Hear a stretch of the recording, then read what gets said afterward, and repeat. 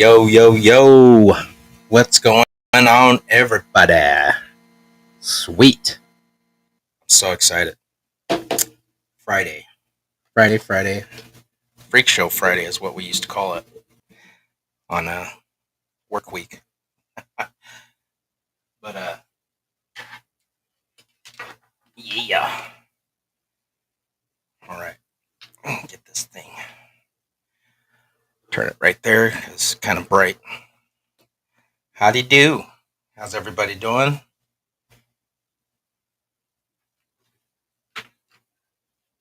Thank you. Sorry, I didn't know what table Come on, Graham. What? Graham.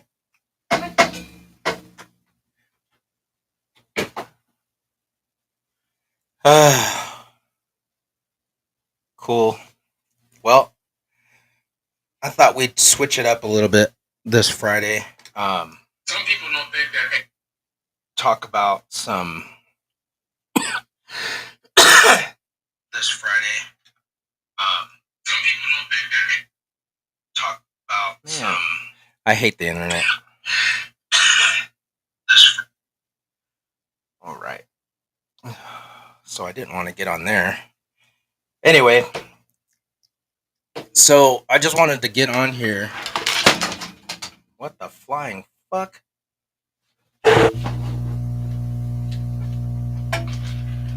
That was crazy. That shit just straight up fucking flew off of my desk. What the fuck?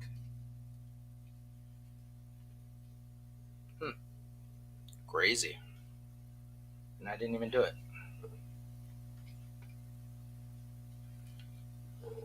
Actually, I didn't even touch it. It wasn't anywhere near there. Huh. Weird. Anyway, so wanted to get onto a subject about what everybody feels on about the afterlife. What are your thoughts? What are your opinions? And look into some of the um, ancient aspects or just culturally about how different cultures feel about death, transitioning, the afterlife, what their perspectives are on what we do or how we transition from one life to the next, if we do end up transitioning from one life to the next. And just get your guys' thoughts on what you guys think, how you feel about that. And I am opening up the chat. So, hola. I think everybody can see it. Let me see if it's popping up.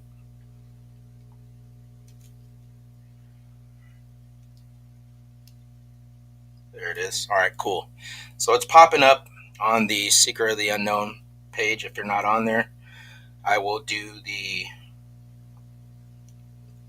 commentating on that if you guys want to message on there. And then I'm going to have it on my phone as well. So we'll be able to look at both of them. Well, I will. Not you. Me.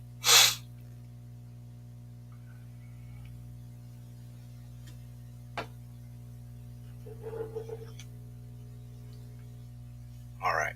So, like I said, I just wanted to get your guys' thoughts on what you believe or what you feel on death and how it affects you or it affects people in general on how they live their lives. Does it affect you? Does it not?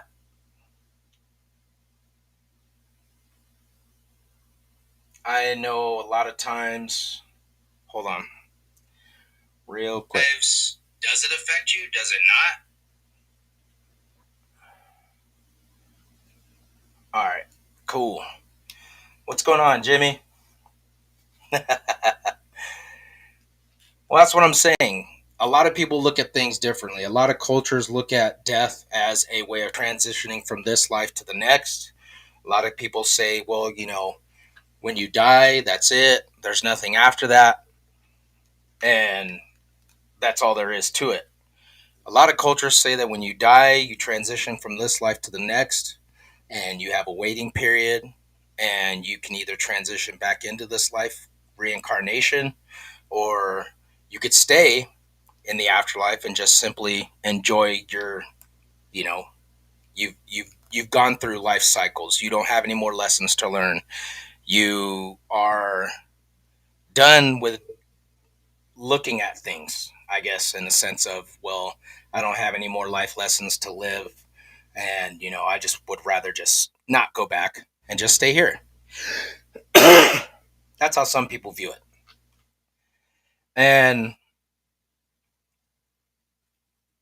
the paranormal aspect of it, you know, if you believe in paranormal activity or you believe in the paranormal, um, per se, hauntings, residual sightings, or things that are going on, or, um, you know, anything.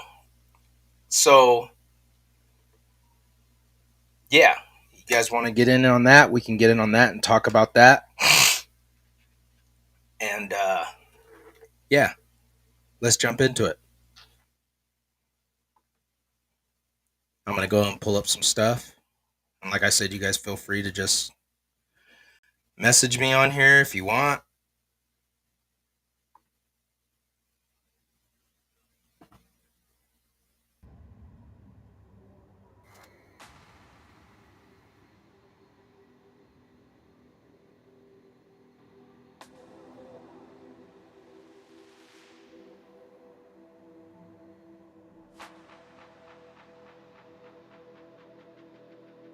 Hopefully, you guys can hear me.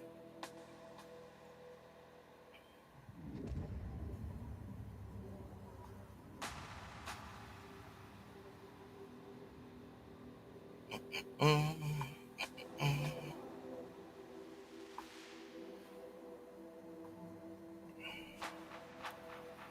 All right. So,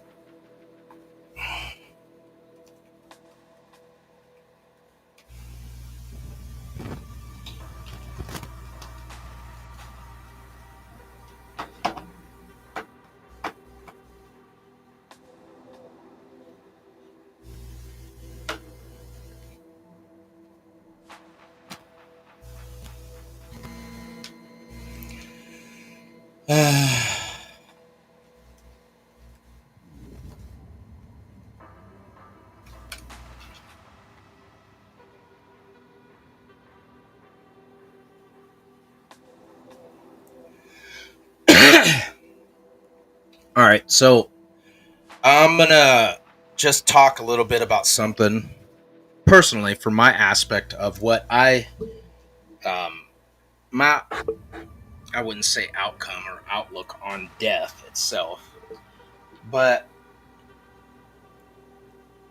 just giving you a little background for me. All right. Um, as I've said before on the podcast, like, just growing up, I was always just like questioning everything. Um, why this? Why that? Why does this stuff happen? What happens to us when we die? I mean, I remember being a little kid and asking my parents this stuff all the time. And as I said before, when I was about 8 years old, I remember telling my mom that I was gonna die young. And I remember telling my mom, you know, and it was something that I had always thought about, I was gonna die around like 55 or young. And I just remember telling her that. And I hold on.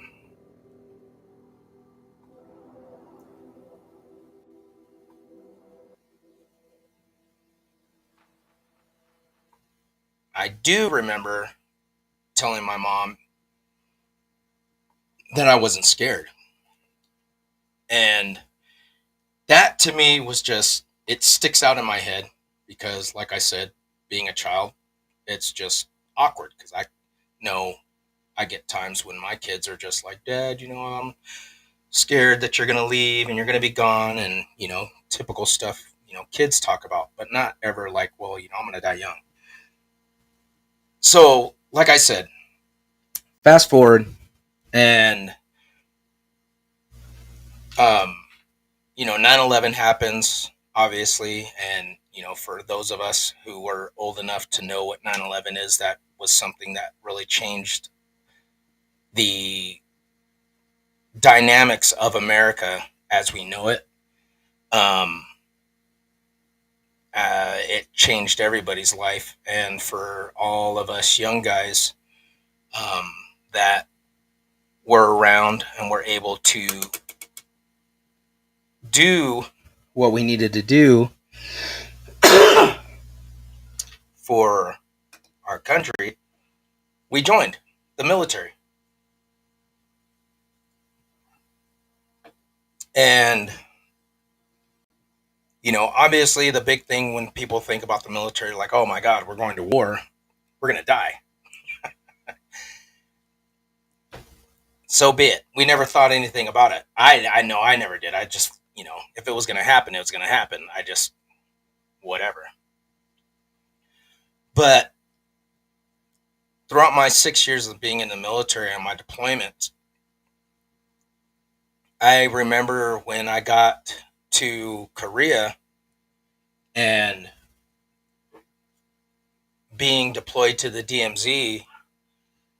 I remember my platoon sergeant telling me, like, oh, well, that's North Korea right there. And I mean, you could literally see the towers and everything and whatever. And he was like, don't point, don't look over there or stare too long because they'll take pop shots at you. So I'm thinking, okay, great. I'm, platoon sergeant's driver, and I'm this private, and I'm driving along the DMZ, and I'm going to get killed in fucking by a North Korean. And I remember there was a tsunami, like a bad storm that came through, and we were driving from base camp, from our area of operations, our OP, and we were driving back to the base to pick up supplies to bring back to the guys, MREs and putting in ammunition requests, yada yada yada. And in that area of North Korea, there's not a lot of lights um, between the DMZ, the south, between the south and the north, and the grass is like fucking high. And it's just country. So we're driving, going through these fucking dirt roads, and I'm like, every time I'm driving back and forth, I'm trying to remember which way to turn left, where to get back onto the freeway, yeah. And anyway, like I said, it's freaking coming down, pissing like fucking crazy. And my platoon sergeant's telling me, be careful driving through here. And I'm like, oh, okay, like, fuck, what now? And he's like, look right there on the side of the road. And on the road, there's these posts and a wire, a rope hanging, and there's a little red triangle hanging down. And I can't really see what the fuck's on it. I just can see the triangles through every section that's going along the side of the road. And he's like, you see that, right? And I'm like, God damn it. I'm like, what is it? He's like, it's a landmine section. And I'm like, what do you mean? Like, he's like, yeah, there's landmines out here. And he's like, just be careful because the mud is washing across the road and these landmines will go into the mud and they'll get onto the road. And I'm thinking, fuck, this sucks, dude. Like, fuck, I don't want to be the platoon sergeant's driver anymore. So, I'm having to drive back and forth in this stuff. And, you know, anytime, that would occur, I would just think like, fuck, man, if something was to happen, like, what am I going to do? Like, you wouldn't think about it in the moment, but it was afterwards. So I get to the 101st, my next duty station, and then we deploy from there to Iraq. And for anybody that's not been in the military or had to face something like this, I'm not sure how the guys feel. I can't speak for anybody else, but for myself, it was a thing of just facing it head on. I guess, if it happens, it happens. That's how I looked at it. If I'm going to die, I'm going to die.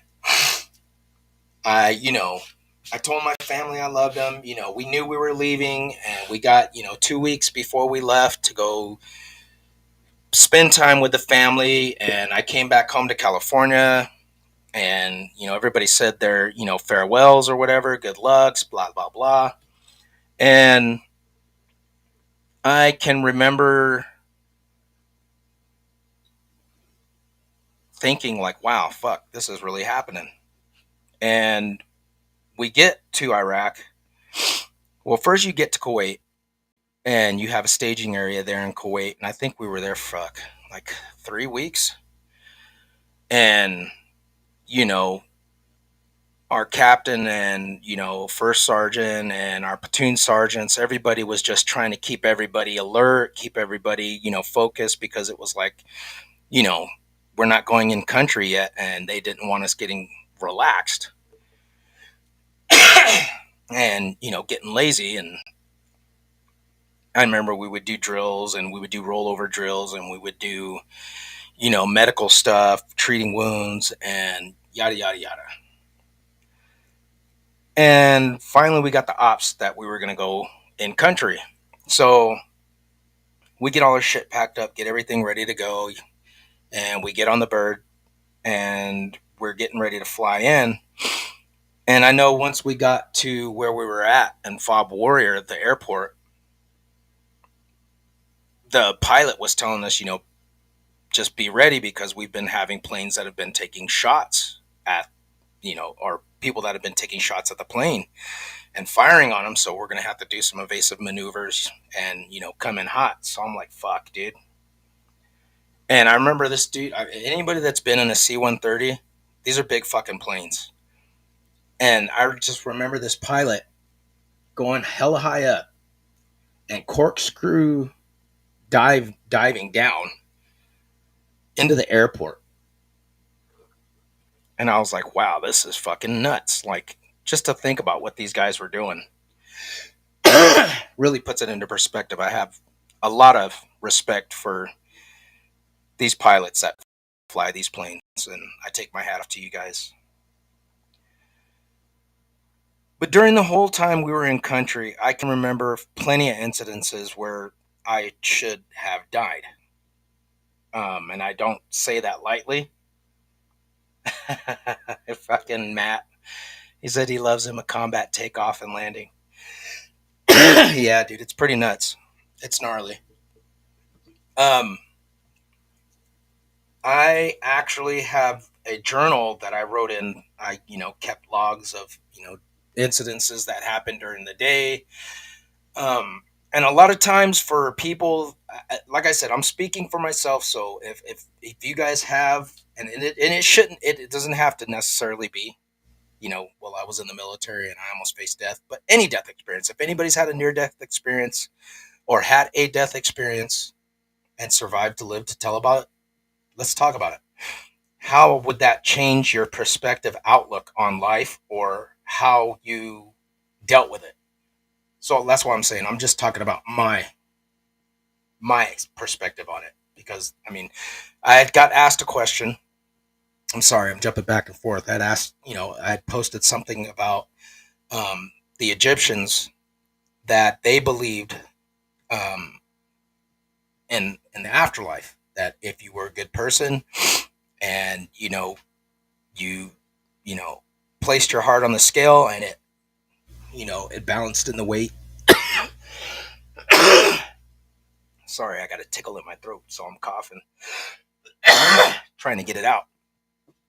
But and if you didn't, you would go to hell. And if you were good, you were able to pass on to the afterlife.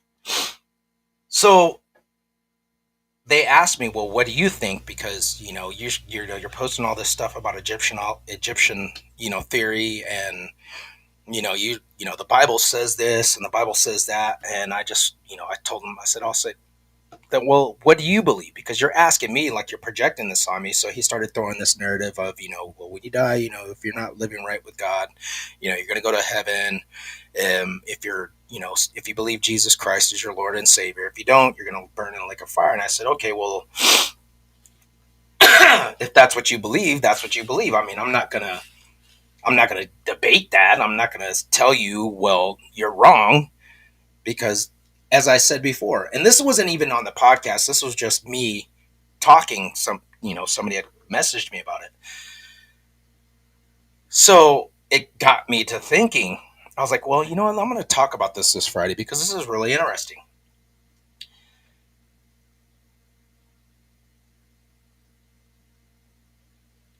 My buddy Matt on here said it. It made me not fear death, but the injuries, especially ones that would be debilitating. Which that for me was one of the things you know, going out of the gate, even being in the gate, but going out of the gate, going on a mission, you knew today could be my day, and you made peace with that. But it was always, if this happens, I don't want to feel it. I don't want to feel it. I just want it just to be done. I want to wake up and see my grandmother and my grandfather and my godfather and friends that you know what I'm saying. I just want to be like, oh shit, I'm gone. I don't want to feel it. So they had asked me about it, and it got me to thinking. And like I said, I told the person, well, hell, that's your perspective on your take on life and death. If that's what you believe, that's what you believe. Excuse me, guys. And as I said at the beginning of the show, I'm not here to bash anybody. I'm not going to tell anybody what is and what isn't. Everybody has their belief system. Everybody. Okay? And when we get on the show, what we talk about, if you're saying, okay, well, this is what I believe, I'm not here to tell you what is and what isn't. I'm just here to give you thoughts, informations on what I think.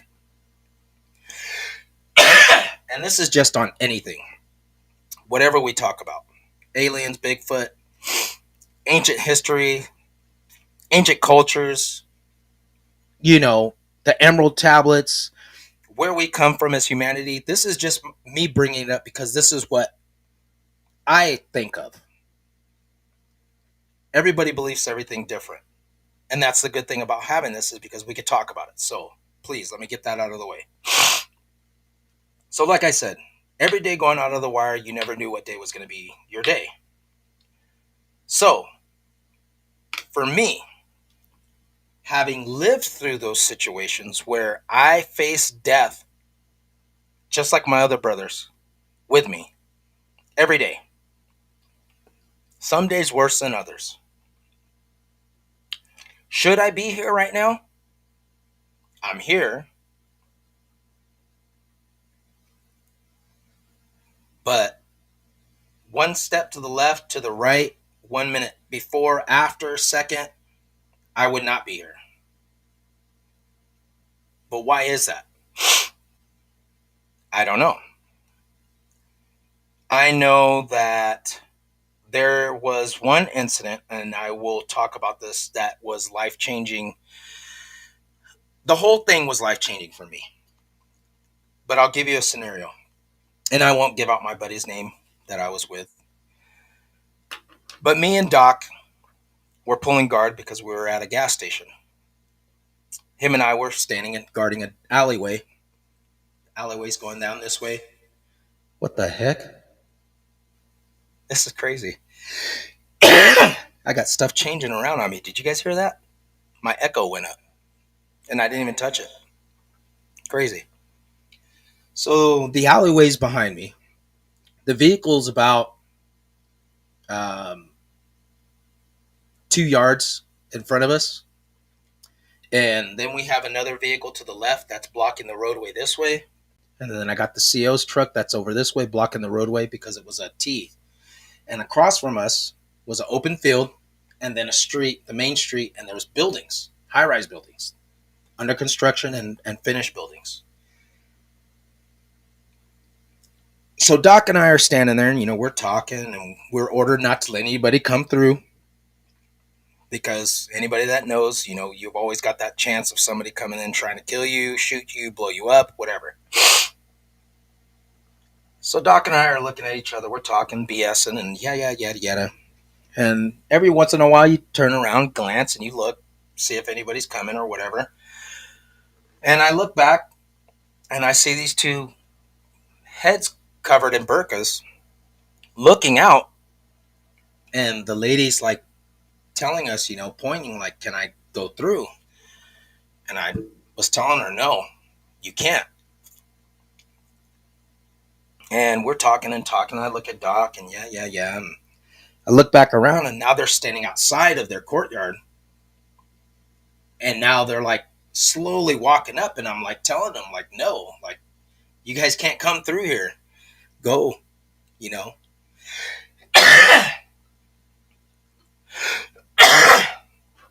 Sorry, but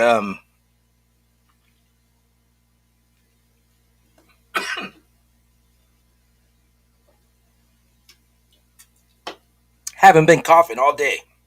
I get over here to do this damn show, and now I can't stop. Anyway, so the ladies are like, please, please, I need to go. So I radio up ahead. I'm like, hey, I got two females that need to get through here. Where are they at? I'm like, well, they're behind us on the alley. Said they need to get through here. Yeah. Let them through. So I'm looking back and I'm talking to Doc and I'm just like, yeah. And I look to turn around and I'm like, where the freak are these women? And I turn to look at Doc. One of the ladies is walking right between us. And I don't even know where the other woman, I just remember turning and this woman is like right here in between us. And I hear bam, like an explosion, like a bam, loud bang, boom. And on my ears and my head are just ringing. And I just remember, like, I'm like, holy shit, like, this bitch just blew us up, excuse me.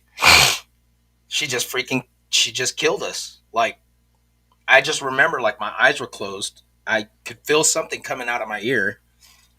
I ran to the truck and I remember just hitting it, boom. And I'm like holding my head because my head is just ringing. And I could feel like liquid coming out of my ear.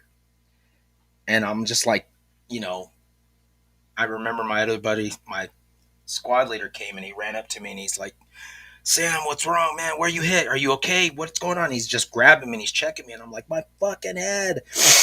And I'm like, where's Doc? Where's Doc? And he's like, I don't know. And I'm like, oh man, dude. Like, I was just like, I must have been dazed for like a couple minutes. But Doc was fine.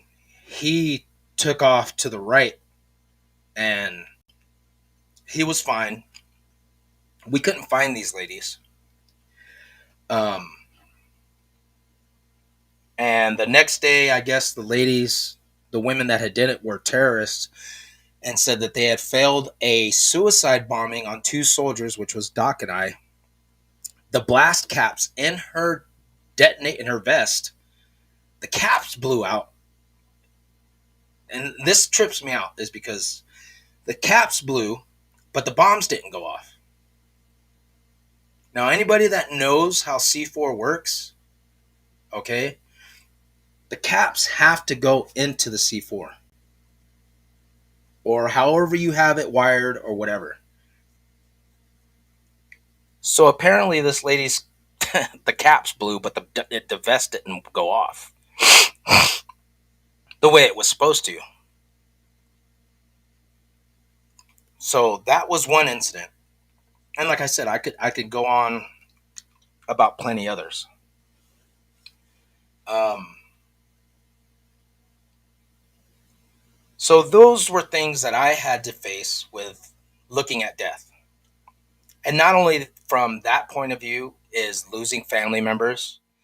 Um, everybody's had to go through that. Everybody's had to have that heartbreak of losing someone that they love, that they care about dearly, not having to see those people anymore, not having them be with us. And it hurts because you want them there. You want people to be here. Um, but what is it about death that makes us so afraid to leave? Is it leaving? For me, it's leaving people that I love. If I was to go, I want my family to be okay. I know it's going to hurt my kids. I know it's going to hurt my wife. I know it's going to hurt my family. But it's like, you see these memes that, 20, 30 years, 40 years, these people that call you, your friend, they're not going to care. They're just going to go about doing their same old shit, you know? But it's the people that are closer to you, that love you, that know you, that are going to feel it because they miss you. And we all miss everybody that passes on. I miss my grandmother every day. I miss my Nina Lily. I miss my family, my Nino, my aunts. I miss my brothers that I fought in the military with that passed away. I think about them all the time. I keep their pictures up here with me, and I remember them. Things will come up, and I'll think about them, and that's what I believe. To me, is remembering them, talking about them, and cherishing the moments or talking about the moments is what keeps not only just their memory but their spirit aware that you're discussing them. And I'm pretty sure they're around. So, what is it about death that we as human beings are, what makes it the fear? And like I said, I know in certain cultures and I know in certain religion aspects, it's the fear. Did I do good enough? Because if I didn't, then I'm going to die and I'm going to go to a lake of fire. If I do good, then I'm going to be in heaven and I'm going to live with everybody else and yada, yada, yada. Or, I'm going to die and I'm going to transition and all the bad karma and the things that I did, I'm going to have to suffer, pay for it, and stay in purgatory and until I can, be judged or wait out. And then if I'm able to come back, I can do it. If not, then I'm going to be damned for the rest of my life. Whatever everybody's aspect of it is. So that's the point I'm trying to say is what is it that makes people afraid of dying? Should we be afraid of dying? Should we have that fear of saying that it is such a horrible thing that we can't celebrate it? Because in the old days, when a person died, it was a celebration because they left this plane to go be with the other people that had gone on before us, to be with family members, to be with friends. It was a revered thing. It was a cherished act for us to pass on from this life and celebrate those people's lives and say, hell yeah, I fought alongside this person. I lived alongside this person. I knew this person for such a long time. And I'm happy for them because they're not having to deal with this BS and they're not having to be here and they're not having to go through the pains that they were going through. But now it's turned into a fear tactic, I think, more so where it's a scared thing because people sometimes see it as, well, now I have to check myself every day and live on my P's and Q's because if I don't, then something bad is going to happen to me. And should it be like that? As I said before, I think it goes along with what people believe.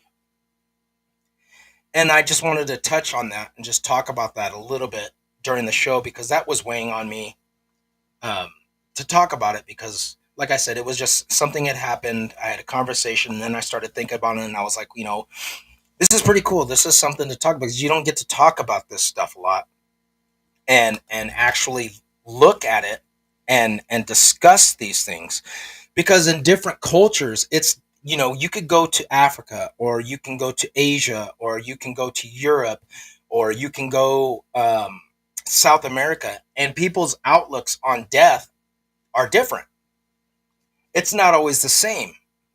And people deal with it differently, like I said, on accepting it, or their thoughts of what happens after we're gone gives them comfort, as to, it being a celebrated thing where, it's something that you shouldn't fear. It's something that you should welcome with open arms, because it's a part of who we are as human beings. It's a part of our essence as spirit beings, because our spirit, like I said, this is my take on it, is that our spirit is eternal. What we have inside of us, in our body, in this, in this suit, this is all it is just a casing for our spirit, because when we die, that spirit leaves and goes on to the afterlife. Now, what is the afterlife? Is it a different realm? Is it a different dimension? Because we know that we're made out of, what is it, like 62 million volts of energy? I mean, we're basically like a walking nuclear bomb. So the energy never, if you know anything about science and physics, energy it never deteriorates. It's always there. It just changes form. So if our body dies, and even when your body dies, those electrical neurons in your brain are still functioning. They're firing. Your hair still grows. Your skin's still growing. And one thing that was funny is that I was watching an episode where Sadhguru was talking about how when a person dies, if they leave tragically, or they die in a moment of tragicness, suicide, murder, accidental, a car accident where it's tragic and it's sudden, that it's harder for that person. And I say that person, their spirit, because that's who we are. This body is just your body. But if you close your eyes right now, okay? Now, I want everybody to try this, because I saw this on a video. If you look at this can, right? Now, without saying anything, don't speak it, but I want you to say the name of this soda in your head. Okay? Say it again.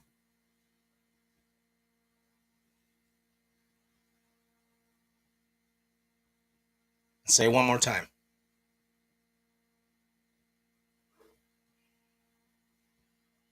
Now, what you're doing, if you, okay, this is funny. If you, without speaking or talking, you're able to, in your mind, say the name of that soda, you can hear yourself say it. Yes or no? Yes, right? Yeah. If you physically are not speaking that word out of your mouth, but you can hear yourself in your mind saying the name of that soda,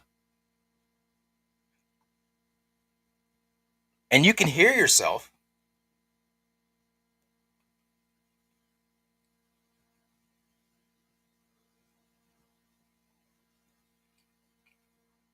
that is your spirit talking. That's you.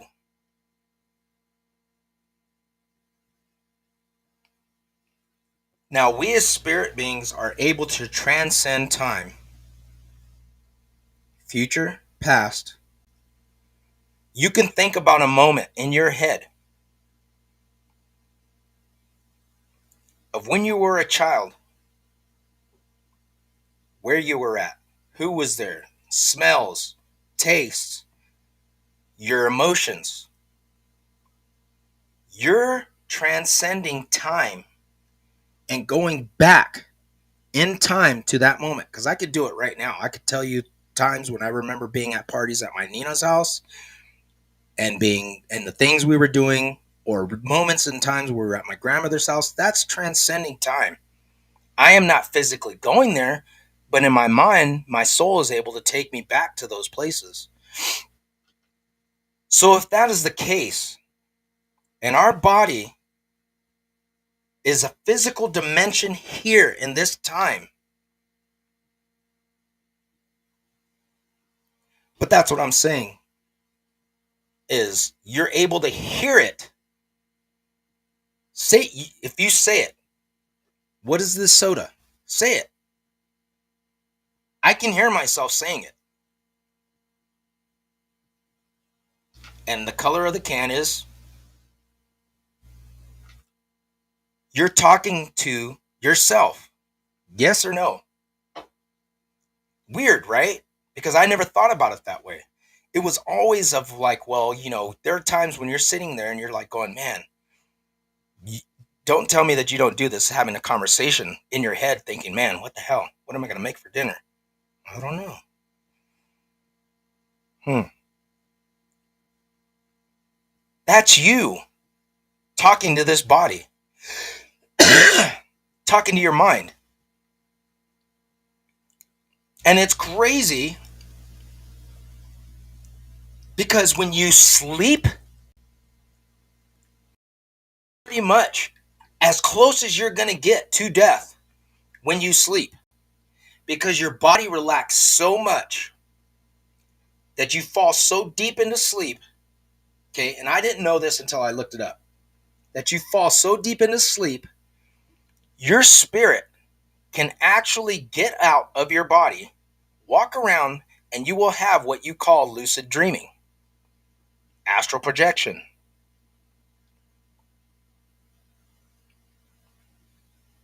So if our spirit is able to disconnect itself from this physical body, and we are almost at that closest moment of where we are dead, we are so deep in sleep that we are so at rest with our mind and our body that our spirit is able to move itself from this physical body.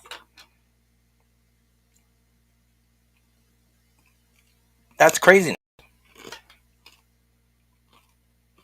And there's also instances where people talk about, when, I don't know if anybody's ever had that point where they've had somebody that they've been with that is dying, and they've actually been there when the spirit leaves the body. You hear that exiting of the spirit coming out of the body. And some people even talk about how they feel it or they can sense it. That's that electrical discharge.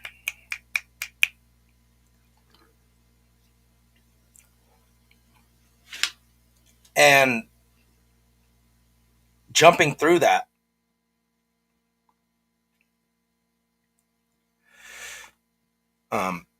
this is something Rochelle posted.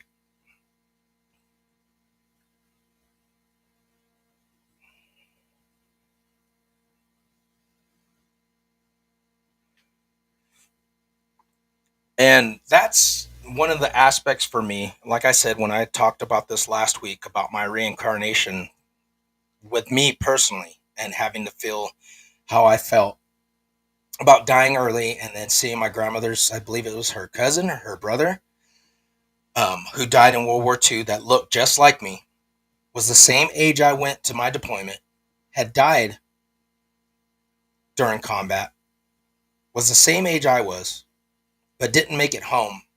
I almost didn't make it home, but I did. And I think it was him giving me that comfort of like, it's going to be okay. If it happens, it happens. You'll be fine. Nothing we haven't dealt with before, but we're going to try and get through this barrier because I haven't been past it yet.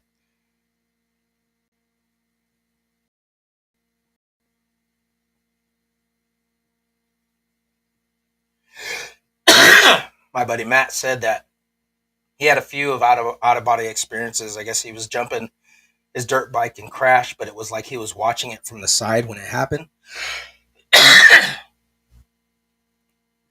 And that's pretty crazy because you were actually conscious, right?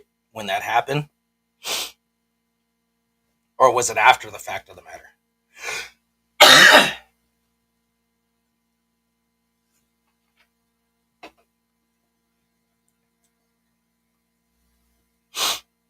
He said, yeah. And that's crazy.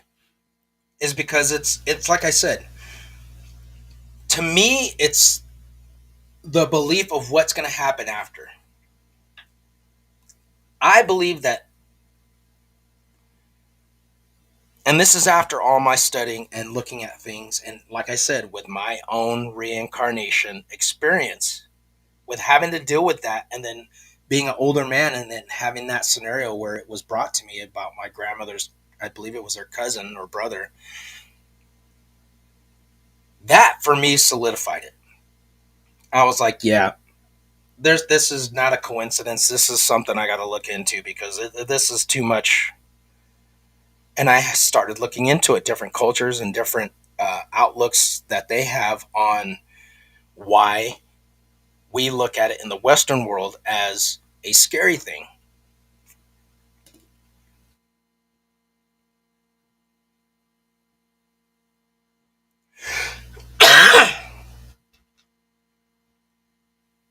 Rochelle was saying about anesthesia being under and seeing yourself on the table. I know that's happened for me as well. I've told you know I've told my wife and my friends about it. I was in Germany and I was getting my wisdom teeth taken out, and they had to put gas on me to put me under. And I remember counting from 10, now gone. And then I remember coming to, and the major was sitting on my chest, pumping my chest, freaking the hell out. I guess what happened was my heart stopped in the middle of them taking out my wisdom teeth, and they were trying to revive me because I died. I stopped breathing, and they couldn't revive me. She's apparently, from what they were saying, I was out for like a minute and a half, and they were freaking out because they were like, "Holy shit, we just killed this dude!" Because they had the gas on me continuously. It was just sitting on my face, and they were just pulling my teeth because they had the stupid little thing on your nose. But anyway, so that was my near death experience. I don't remember anything, seeing anything or whatever. Not that I can remember. I just remember waking up and she's sitting on straddling, pumping my freaking chest, and I'm like choking as I'm like, what the fuck?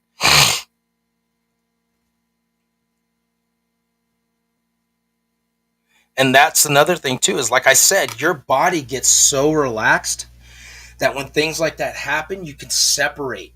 Your spirit separates itself from the body because you're so relaxed. You're the closest you can be to death. And that for me is why, like, when I do meditation or I get so still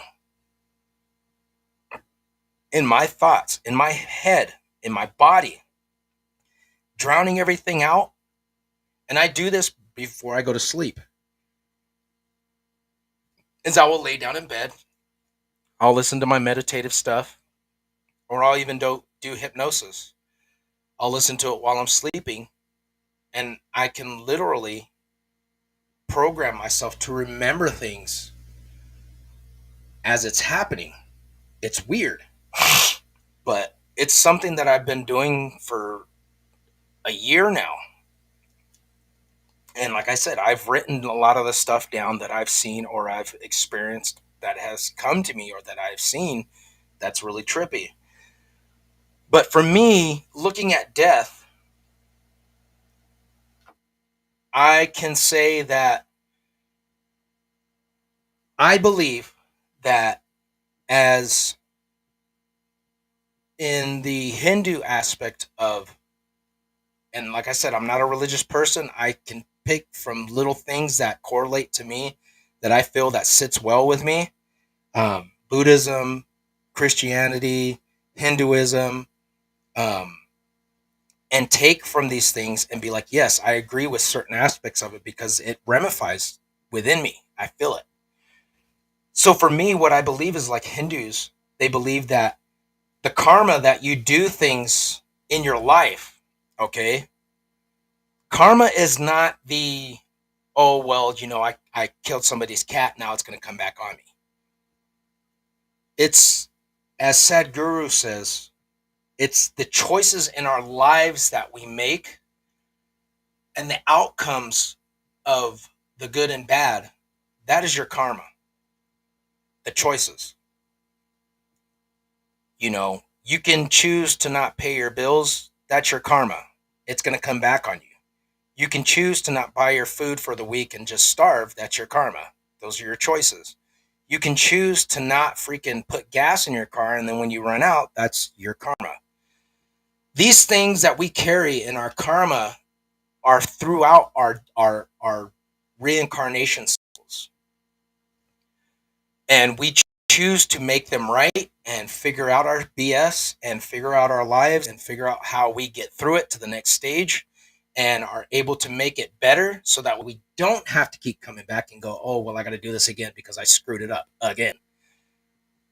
That's what they're talking about in reincarnation, is that you make that choice to say, okay, I need to learn this again. I can't do this. I can't leave this undone. I can't make this mistake again. So you come back in the next life. And Sadhguru also states that if, now, like I said, this is just theory, okay? This is just a belief, a religious belief system, is that, for, like I said, and for me, it's a mindset, it's a mentality, it's making that a reality for you, and it doesn't have to have the constraints of religion, because I've broken out of that box a long time ago, and I'm not going to put myself back in it, and that's just me. And as I stated, that if I was to die right now, I know that there are things that I wish that I could do that I haven't done, that I would like to do with the people that are here in my life, but I'm not going to get the chance to do it. Or there are things that I left unsaid or left undone that I would not have a chance to have it done. That's my karma because of the choices that I made. Now, if I was to die and I leave this plane, natural death, I have a heart attack, I go fall asleep and I don't wake up, or I get sick and I die. As Sadhguru states, that because my body died in a way that it was not tragic, it was natural, I was able to transition from this life to the next, that I can reincarnate myself in another body within 48 hours. Why? Is because I'm able to transition to that next life, to the next realm, or the other dimension, okay, my spirit, and say, what's going on? I'm not done. Like, I'm not ready to leave. I want to go back. That is a choice that I'm able to make. Now, on the other hand, as people that die in transition when they are tragically killed, accidentally killed, suddenly it happens, it's not expected, or they take their own life, it is harder for those people to transition because then their mindset is not right. Okay? That it's chaos for their soul. And it may take longer for those people to transition because they're not. That's why you see like these people, these ghost hunters that talk about they probably don't know that they're dead. It's like that. They can't accept or come to terms of thinking I'm gone. And you can't transition into that new body because you're bringing your spirit isn't ready to accept the fact or come to terms and is ready to make that transition because it's not good. So that is one narrative. Or if a person does go and they're saying, I'm good, I don't want to do this cycle anymore, I'm just going to leave things are the way they are and just be done with it. That's your choice. Now, that's like I said, that's what I believe. I know that coming from a Christian background, it's like, well, if I didn't accept Jesus Christ as my Lord and Savior, and because I didn't do something like that, then I'm going to be cast into this fiery brimstone lake of fire. And I have to mind my P's and Q's and watch over every stone that I freaking, step on. Because if I don't, then that's what's going to happen. On the other hand, if I do accept these rules and these terms and I do live my life accordingly and acceptantly and obediently, then I can have a better life and I will be able to go to heaven. And as I said, I chose to not put myself in that box because I don't see that as living. I don't see it as dying. I see it as being in fear and control. And that's just me. But as I think her name is Dolores Cannon, she is a woman who has done well over, I think it was 55 years of research dealing with hospice and dying patients and people who have had afterlife experiences. And if you have not, let me see if I can pull her stuff up. If you have not seen this woman or researched her or know anything about her, I suggest that you look at some of the things that she talks about because it will open up your eyes as well. Because these are firsthand accounts from people that have actually crossed over, were crossing over, did cross over and came back, or who died and came back, or were dealing with things and came back.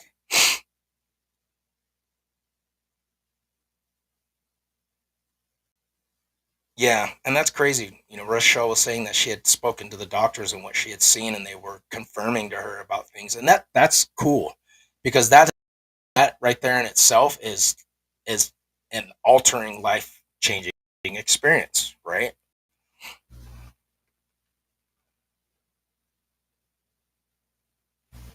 Yeah, Dolores Cannon, and I'm gonna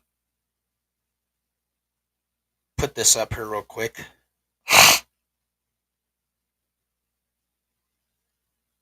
And the things that she talks about in her videos are just so powerful because it resonates with me. It did anyway about our paths in life and being out of this fear mongering thought wave of being afraid of death.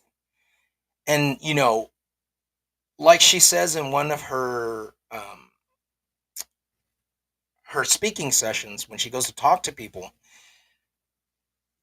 is that she people were saying, if you believe that you're going to die and go to hell and if you're not living right, or if you believe that if you accept Jesus Christ or whatever and then you go to heaven, for you that reality will be your reality. Because you got to remember, our words and our thoughts and what we project and we speak out of our mouth, we are creating our reality. And that's why it correlated to me and it hit home, because when she said that, I was like, bam. What's going on, Brett? Yeah, she's good. It is wild stuff, man. And like I said, I was looking up some stuff because I wanted to touch on that. But I mean, I will post her um, overview. Let me see if I can get this up here real quick. It's just loading. Um, Let me screen share it.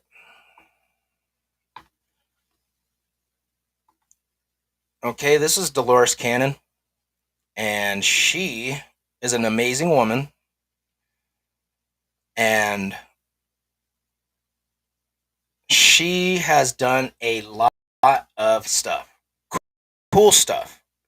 Get on there, chance to please, please, please, please, please, please watch some of her videos. Um, if you get a chance to read some of her books, I listen to them on audio. So for me, it is amazing. I love it. But if you haven't had a chance to look at her stuff, please do. Um, but she was saying that, people that, you go your whole life and you don't want to change that aspect, that's your reality because you're speaking it into existence. That for you is your reality. So yes, it would make sense that I mean, for most people, there, if it's going to happen, that yes, you will live in that afterlife. You're either going to go to hell or you're going to go to heaven. For the other people, if they believe that they're going to come back or they're going to reincarnate, then they're going to reincarnate. People are going to believe that they're going to stay in limbo or stand there in a middle place or go to a place where they're happy. Then that's what's going to happen to them. But she was saying that she talks to these people and they're like, we've got it so wrong. Like people need to understand this. So she goes out and she writes books and she does all these seminars and it's really cool. So like I said, I mean, I'm just glad that I'm not the only person on here that's checking this out or knows about her. But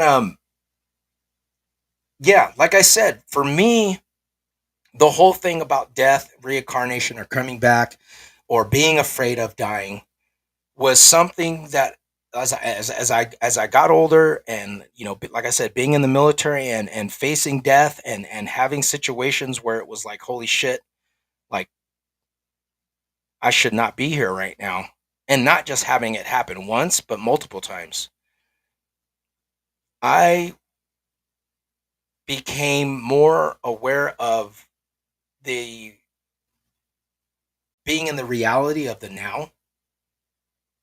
Like I wake up in the morning and I have an agenda, but there's not a time that I don't go when my kids are with me or people that are around me. If they're leaving, I tell them I love you.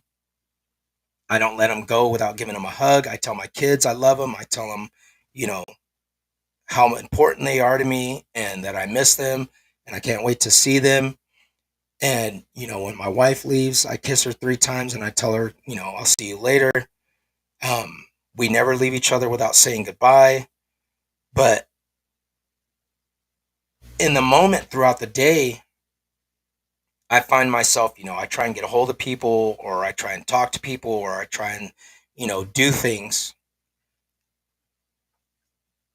and not live it to where I'm just taking it for granted, I guess.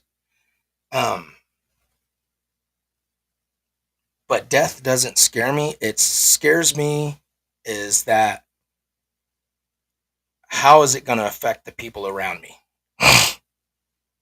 And that for me is my aspect of it. Because like I tell, everybody, in ancient Egypt, in Egyptology, and studying this stuff, death is only the beginning. This life is just one doorway to many. What are we going to experience when this life is over? What are we going to experience in the next life? Do we have to wait for that next life to experience those things or to be able to gaze into that next reality? I don't think so, but that's just me. Um,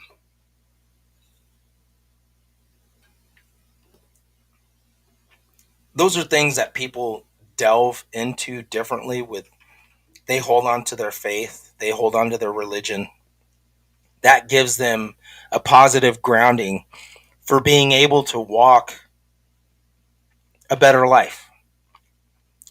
And as I said, I don't knock people for it. I just choose, like I said, I grew up Catholic and Christian all my life. And having gone through all these experiences, I always knew that something was wrong. Something just did not add up to me. And like I said, I think it went back to that whole reincarnation aspect of me having reincarnated from a previous life to this one. And I think that's why I came back, is because I never got a chance to understand where I'm at now.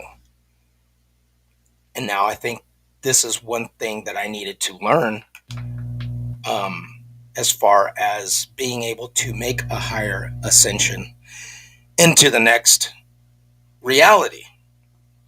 And I think it was just a lesson that I had to learn for myself. So,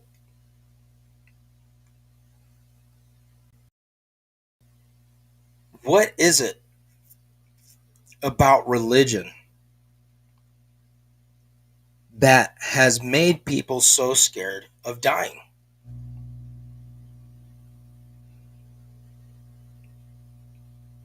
Because, like I said, you see other cultures that do not have these religious aspects, and they're sitting there cheering and happy. And, even in the Native American culture, for our people, death is a proud thing, especially if a person has lived their life to the fullest.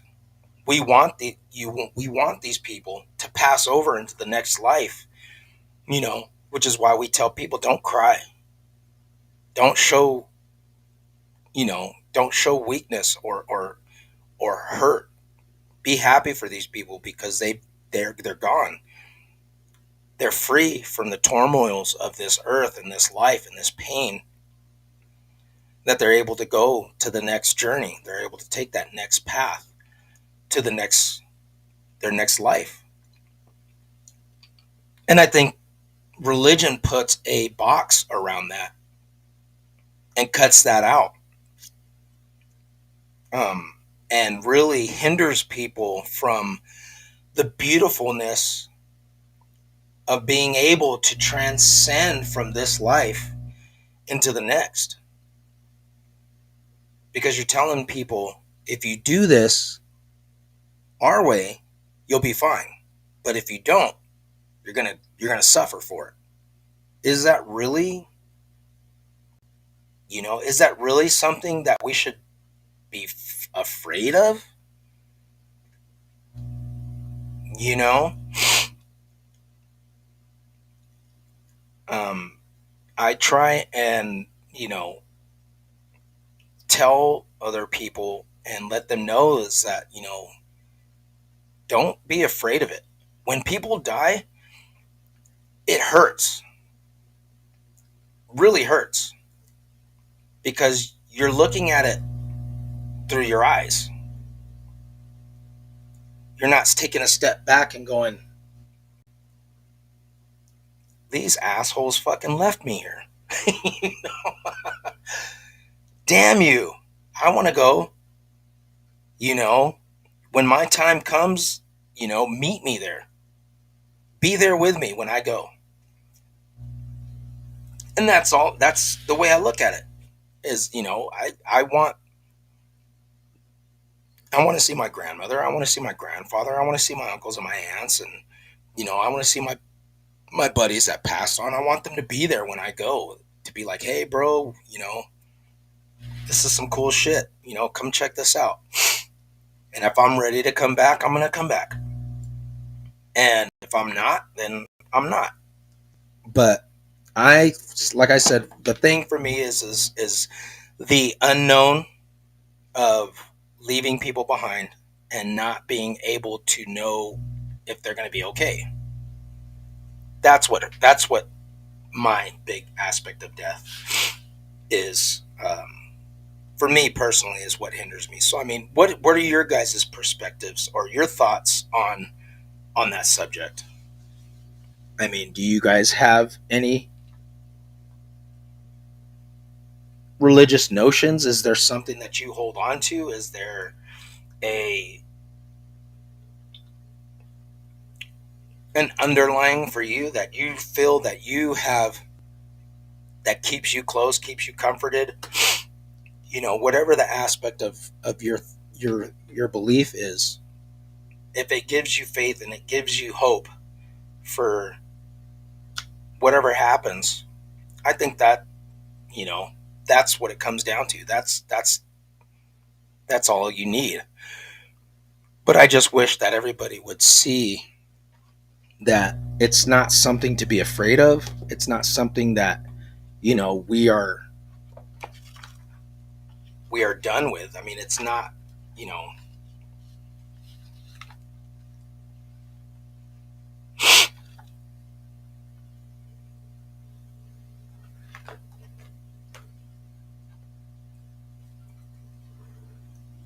but like I said, that was just something that I wanted to touch bases on um, today, because it was just like, it was something that was brought up. Somebody had asked me a question, and I was like, well, I'm going to go ahead and address it or whatever.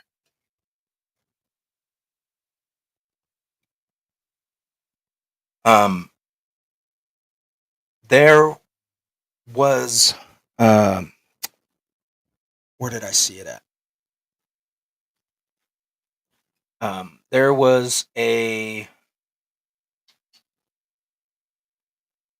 video I had seen where this guy was on. It was on the internet. I was just thumbing through some stuff, and this guy was talking about um, he had these spirits or whatever in his house, or things were moving, and he didn't know what it was.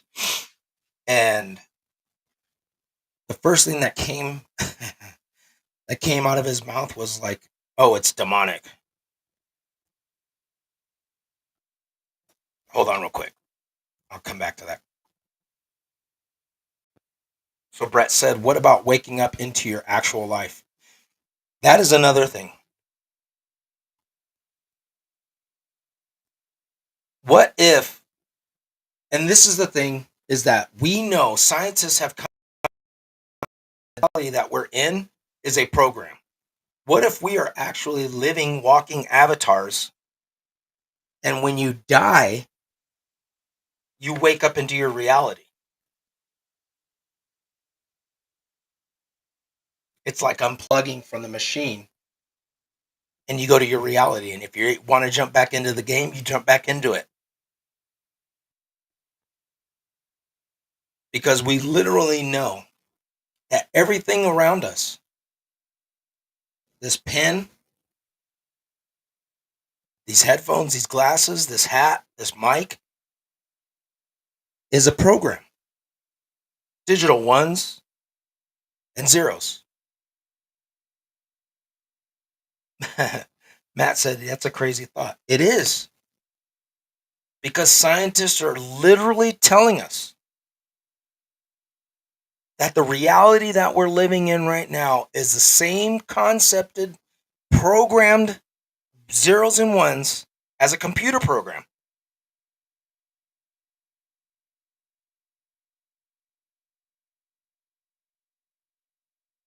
So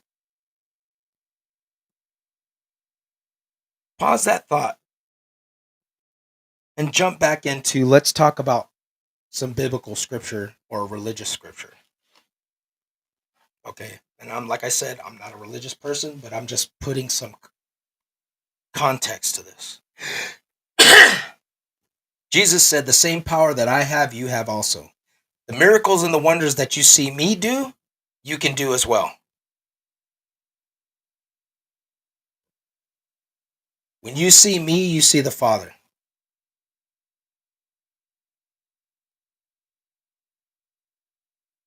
He's saying, not only is he in me, but he's in every one of you.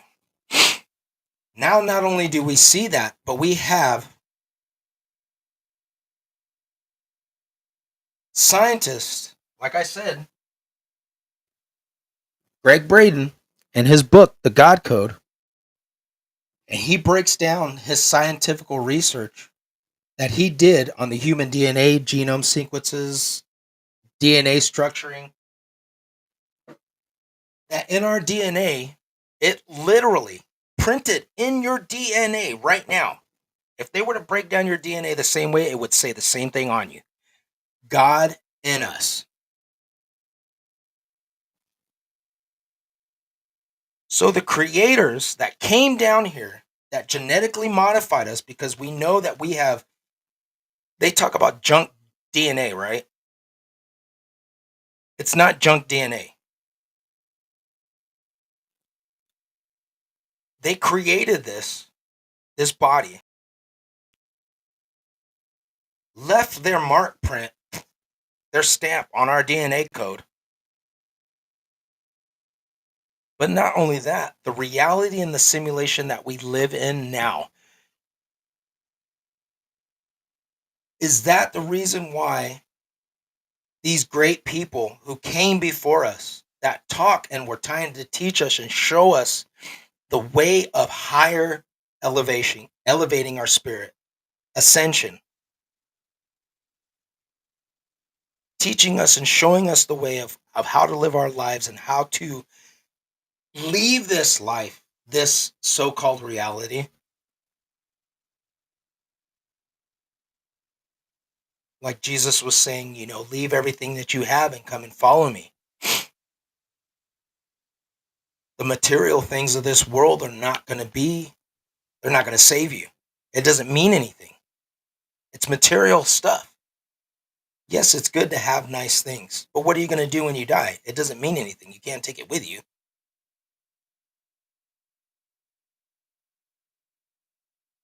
Do unto your brothers as you would have done to you.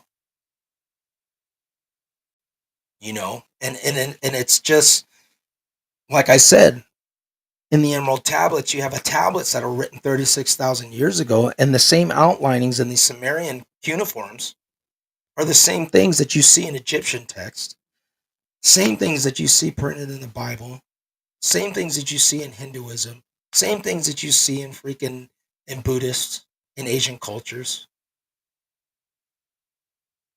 because these people were trying to tell us something. It wasn't something that was just thrown out there. Oh man, this bird came down and spoke to me and gave me these words of knowledge. They were trying to tell us to break free from this reality. Because once you can freaking ascend and you understand who you are, what you are, the real reality that we live in, you break the bonds of that fear. And it doesn't sway you or hold power over your thoughts and how you live your life and the abilities of the things that you're able to do. I may not be rich. I may not have thousands and thousands of dollars, but does that hinder me from living my life to the fullest and saying, when I get up in the morning, oh shit, I wish I was rich today because I don't have anything to do. I wish I had a lot of money so that way I could go buy me another car or buy me a bigger mansion that I don't need. No, I get up every day and I say, man, I woke up today. Thank the creator for this. I get another day to spend with my family. I get another day to spend with my kids. What am I going to do today? What am I going to learn? What do I need to help out with? What do I need to do?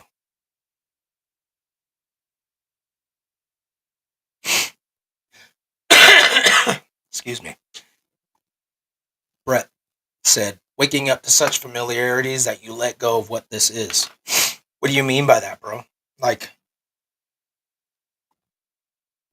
it's kind of like when you wake up and things look the same or things are not the same and you don't remember them.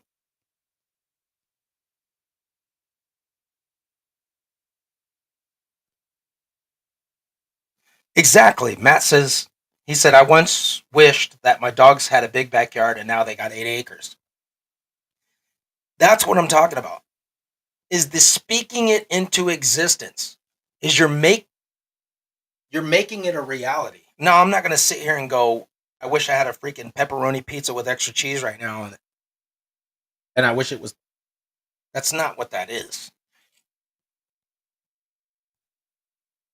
What it's saying is that I know that everything is gonna be all right. I know that my kids are gonna be fine. I know that whatever happens, I have friends and family members that are gonna help me with this. I may not have enough money to get into my gas, or I may not have enough money to get this or that, but somehow it's going to be made away. It's going to be fine. Something is going to happen where it's going to be made. available to me. It's gonna happen. Everything's gonna be fine. Things like that. Oh man, my girl left me and blah blah blah, woe is me and blah blah blah, and sitting there crying and crying. Yeah, it's gonna hurt, but you know what? I'm gonna be all right. Tomorrow's another day. You'll figure it out. You're gonna make it through it. Car broke down. Man, let me figure out something. Speak it into existence. And like Billy Carson said, when I pray, I don't pray, "Oh God, please, I wish that you would give me this." No, when I say something, I speak it into existence. My children are going to be healthy. My kids are going to be all right today. You know, I got a family member that needs to be, prayed over so that way they can make it through their surgery. They're going to be fine. They're going to be okay. They're going to make it. Or whatever happens in that surgery, they're going to be able to handle it. Speak those things into existence. Don't just sit there and beg and get on your knees and pray to an outside source. The power that you need is inside of you.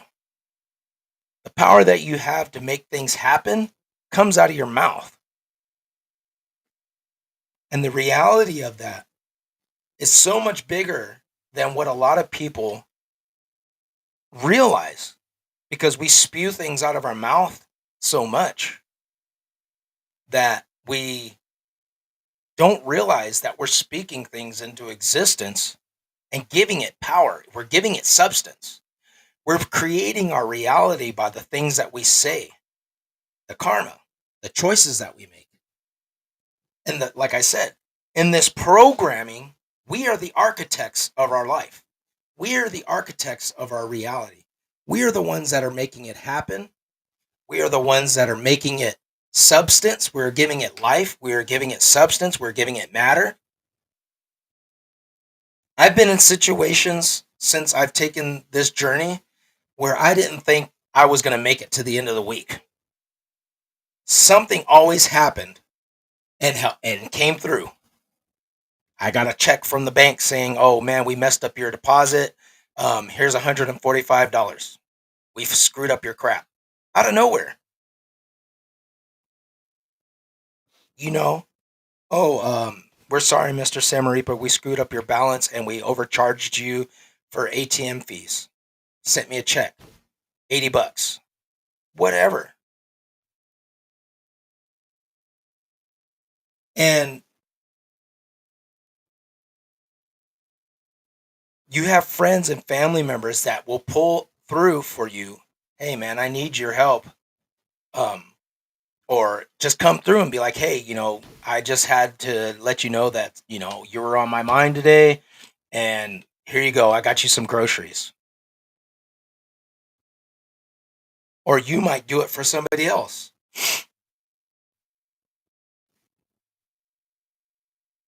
I think a lot of times we get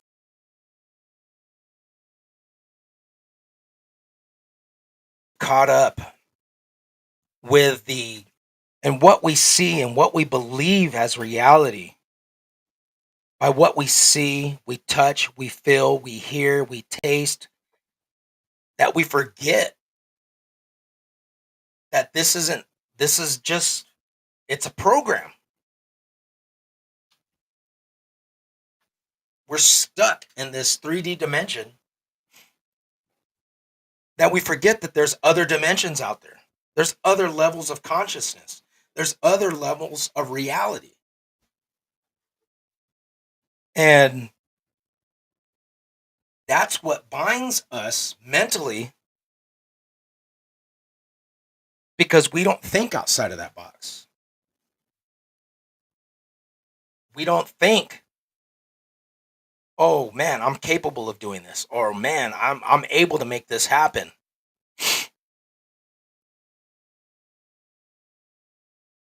I mean, you don't think that Jesus turning water into wine was a thing, an act of him knowing outside of that programming and making that because he was able to tap into that stuff.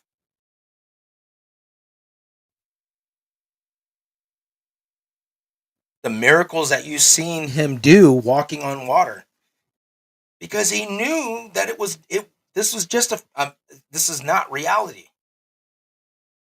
He knew I could walk on that water. I could fly through the air. I can levitate. I could turn water into wine. I could bring people back from the dead.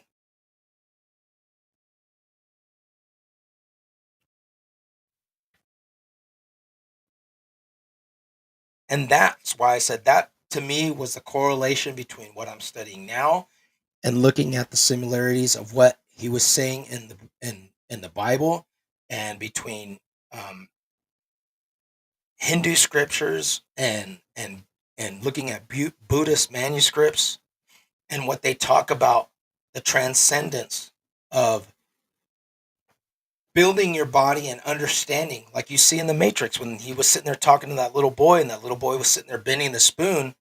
He's like, how did you do that? He said the trick is not to think about the spoon or bending the spoon, but rather the spoon's not there. It's not real.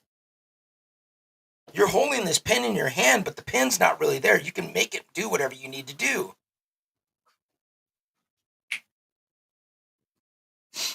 And that's what that's the reality that we live in. Is just, some people don't think of that stuff or don't look at it that way, but that's how I look at death. That's how I look at the transcendence. It's is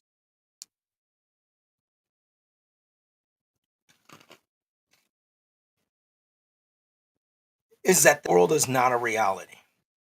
It is a physical programmed cage, I guess you could say, a matrix that we live in. And I think that's why you see like the directors from the Matrix.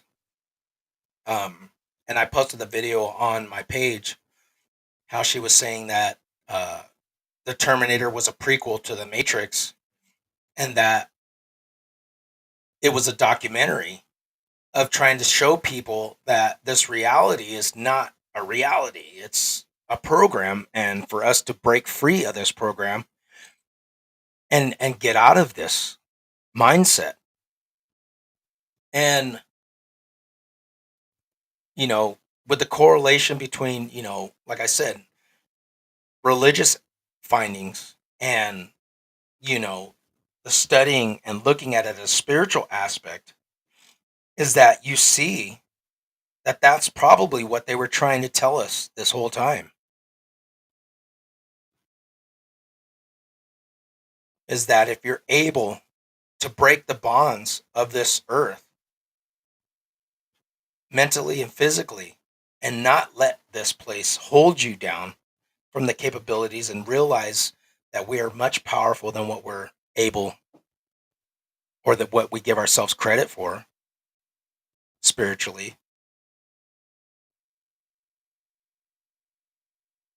that not even death can hold you. How crazy is that, right?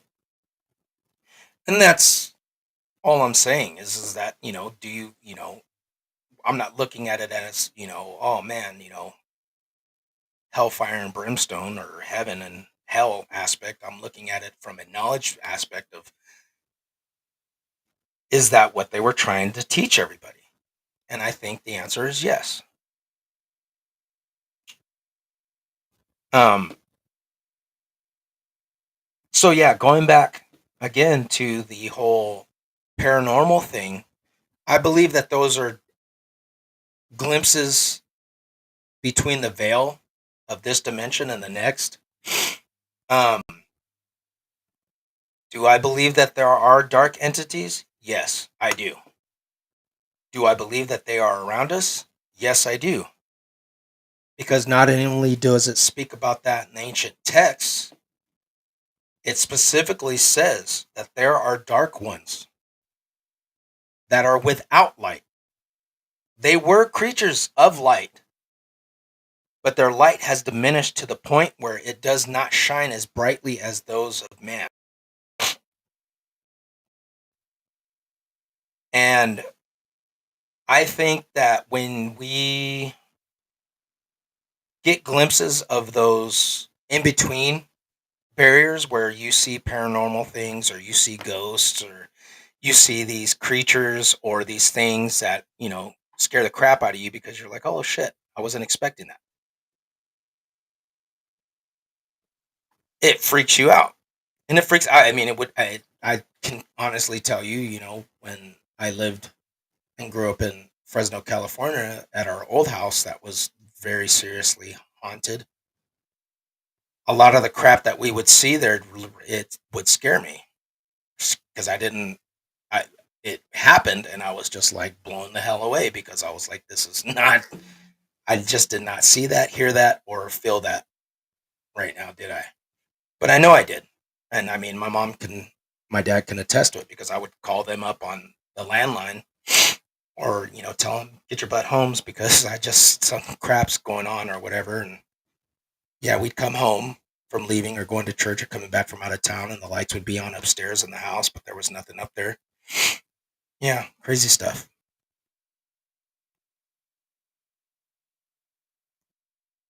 But what is paranormal? Spirits, apparitions, whatever. As I said, when we die, our energy does not dissipate. It just transforms into other matter.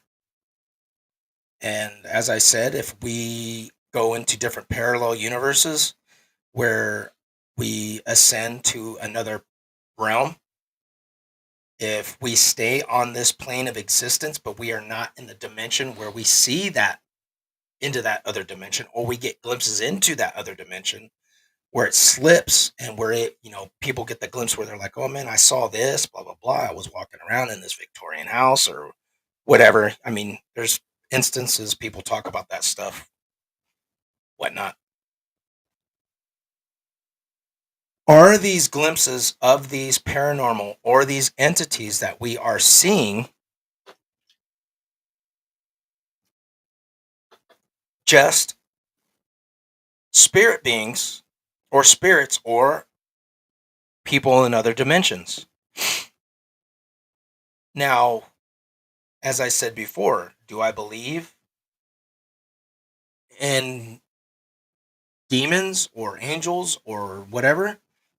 I believe that there are dark beings. And we, as people who have the light in us, there are beings of light that are here to guide us, set us on the right path, show us where we're supposed to be, are helping humanity and guiding them and shifting them to go.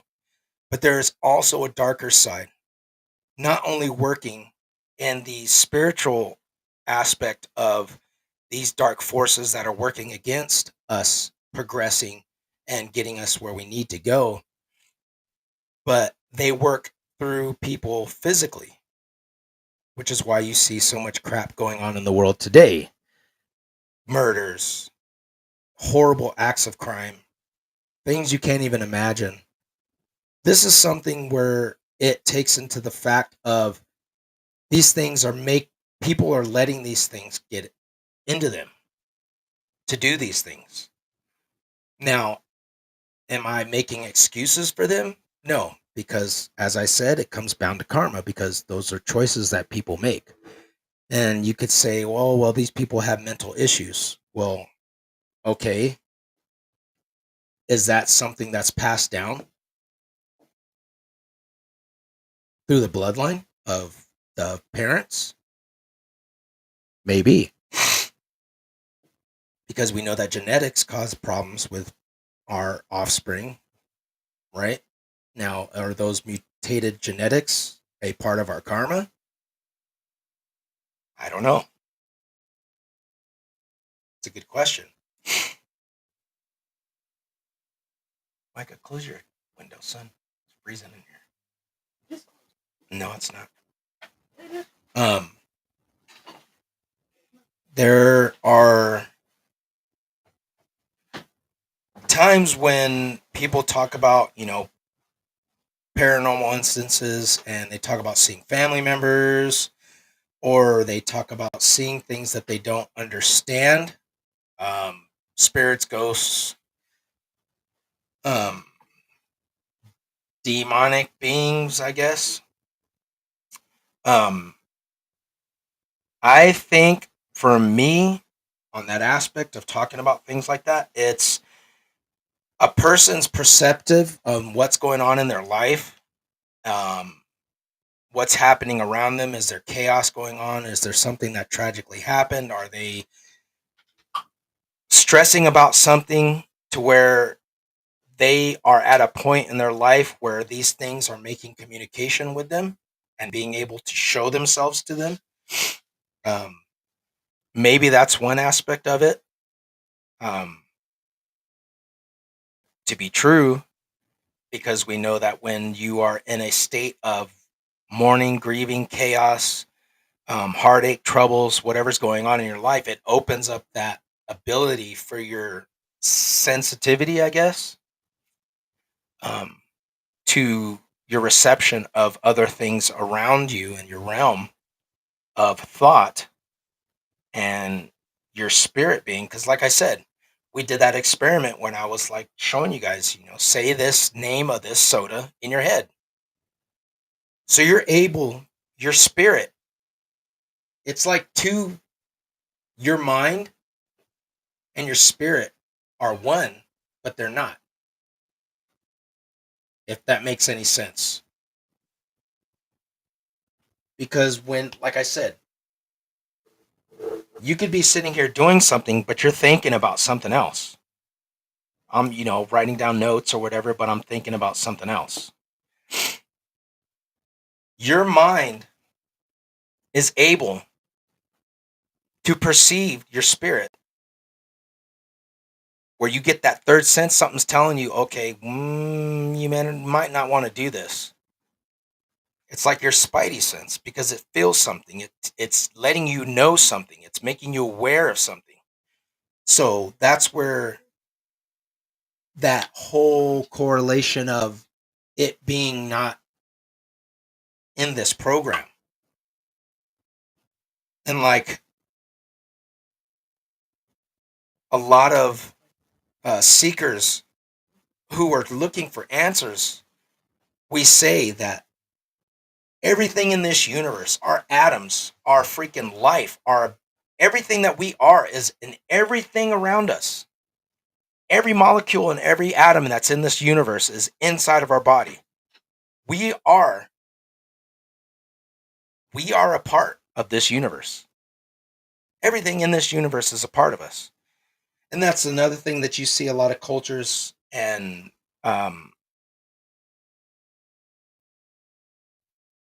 groups of people around the earth that are so in tune. And Native Americans and tribal people, they are so in tune with earth. And I think that's why, they were trying to beat that out of them, was because they were trying to hide that and get that out of them because they didn't want that. They didn't, because if you could have somebody that was just like, well, you can do whatever you want to me, it's not going to do anything. They didn't have that fear and control over them because they knew that when they were a part of this earth, everything we needed came from this earth. Everything that we were and needed to get was from this universe. They were so in tune with that reality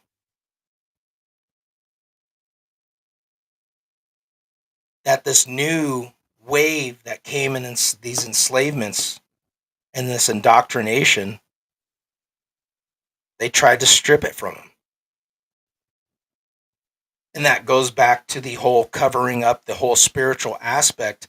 And like I said, in the documentation that I posted, the CIA talks about it. They've known about it for a while. They've done studies, they've done programming on this stuff. You ever seen that movie Subject Zero? Suspect Zero, I think it is. That was the whole thing of the military programming where they were getting people to use their cognitive powers to be able to see somewhere else and be in one part of the world and were able to picture or project their self to somewhere else and see it because they knew that there was nothing that would hold us from being able to do those things. It was real. But it's more in tune and more possible for certain people to do it because they're able to tap into that, because they're more sensitive to it. They're more open for it. But it's nothing that we all can't do. It's just that some people are able to do it than others. And there's a lot of, like I said, there's a lot of misinformation that gets construed in the, what you can believe as far as, paranormal aspects. The quantum physics aspect of it, the, the double slit theory or testing that pretty much, like I said, our thoughts and our words and our conscience, we speak and think our reality into existence. And as I said,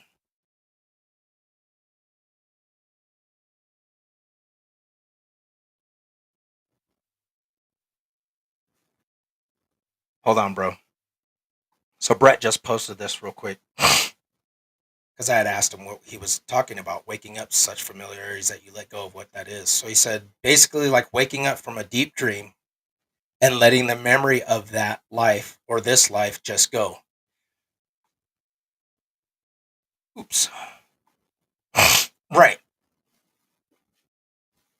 Is that what it's like when, I mean, I think that's what it would be like, eh? Which is, you see that in certain movies, and I think they're like older movies, like the 80s and stuff.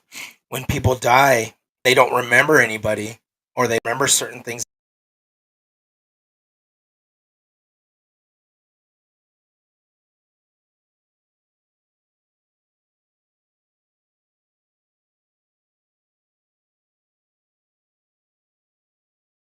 like, when from this reality, and you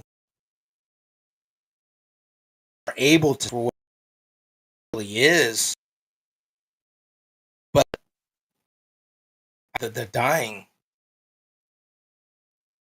is like it's just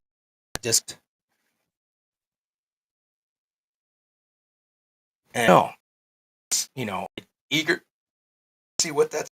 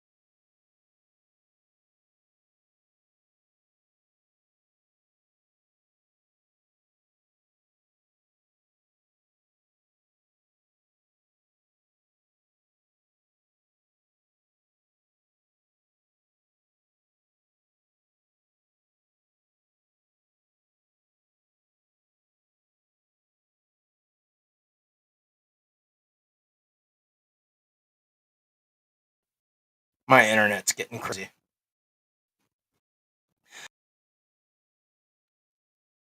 Or a lot of those things that we see as reality, is it? When you can look at these things and say, and you're able to project that. When you can look at these, say, stupid thing. Sorry. And that kind of lets that barrier of you're able to live your life, but I'm not saying, you're living it crazily, but you're doing what you need to do spiritually to be able to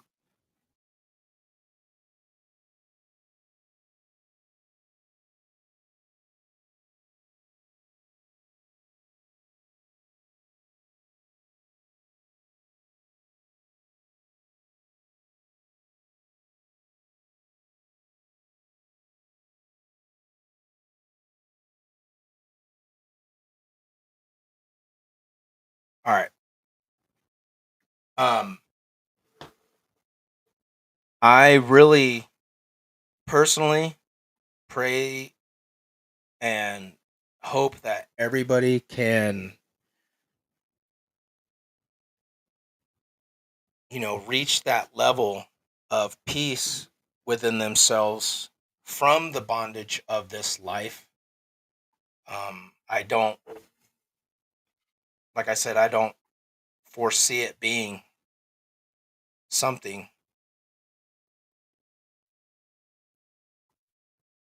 Oh, yeah, bro. It's always positive thoughts. Always not just positive thoughts, but it's just being aware of what we do throughout the day and throughout our lives and being an example, not only just, for our kids, but to everybody around us. Um, and realize that we're all in this life together. We're all on this planet together. And it doesn't matter if you're black, white, Asian, brown, tall, skinny, fat, whatever. We're all human beings. We're all on this planet together. There is enough resources in this planet to sustain us, but we're living as slaves in this matrix to these one percenters.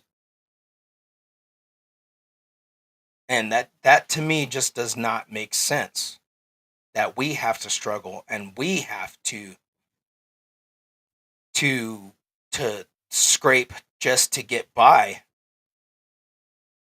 But you're going to dictate to me what I can and can't do, but you're going to be able to break the law. You're going to be able to bend the rules. You're going to be able to get rich and cut corners. But if it was me, then I get put in jail or I get put in prison. It's seeing past that matrix unreality that we see on TV or the news or whatever. And like I always tell everybody, it's easy for us to like look up things on here, but books are key. Books are key because you can always, it's there, especially old ancient stuff that you can get your hands on, you can get a hold of.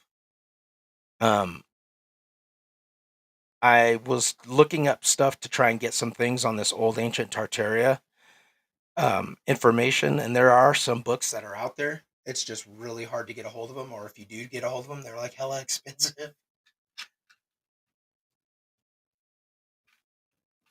Um, so that's one thing I'm always telling my kids. We got books all over the place, and I'm always telling them they need to read as much as possible. So I'm always pushing that on them because knowledge is power. It's key. And like Thoth said, knowledge and power are one and the same. They go hand in hand. And if you know and you have the understanding, you will be free. Your mind will be free, because a person that has that understanding and that knowledge is power and it's key. And we, we have to do our due diligence, not only just for our kids, but for ourselves, but to be that example for our kids, to show them that, you know, this is the reality. This is the correct way to be. And if we're not enlightened ourselves, we can't raise our kids right. We can't raise our kids and show them how to do things, because we're just walking this world blindly ourselves. Um, but yeah, I I was thinking about a lot of this stuff this week, um, because I have kids, and I'm not a young spring chicken anymore, and I was just thinking about them, and what would happen if I was gone, or if I wasn't here, what they would think about me, or the things that I left them or whatnot, to be able to fall back on. Samson, darn dog. Um, why in the heck? Sorry.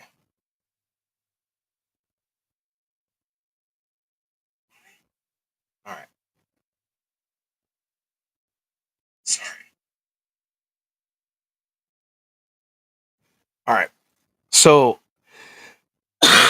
just being that example for our kids, and just being able to positively tell them that, like for my kids that are in elementary school, and they're always talking about, oh, this day and age kids are such assholes. And I'm just going to say it, that it's like we was when we were growing up, but now it's more technologically advanced, because you have the power of everything in your hands. You have information at your fingertips. You have the ability to hurt and diminish people at the swipe of a finger. So you have people talking trash and kids getting upset because they're saying this or saying that or taking pictures and videos, blah blah blah. And like I try and tell my kids is this: these kids aren't going to be in your life forever. What they say doesn't mean anything. Their words hurt.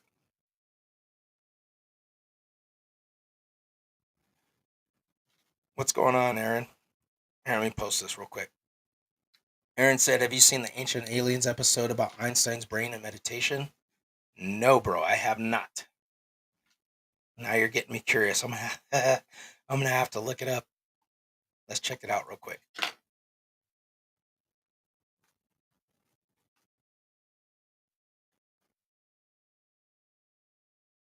Oops.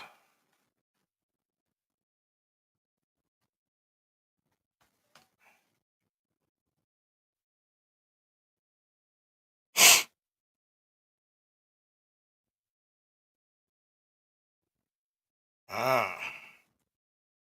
So it looks like on the Ancient Aliens episode, season 5, episode 5, they are talking about Einstein and if he was of this world or if he was superhuman. Let me see. I'll play a clip of it real quick.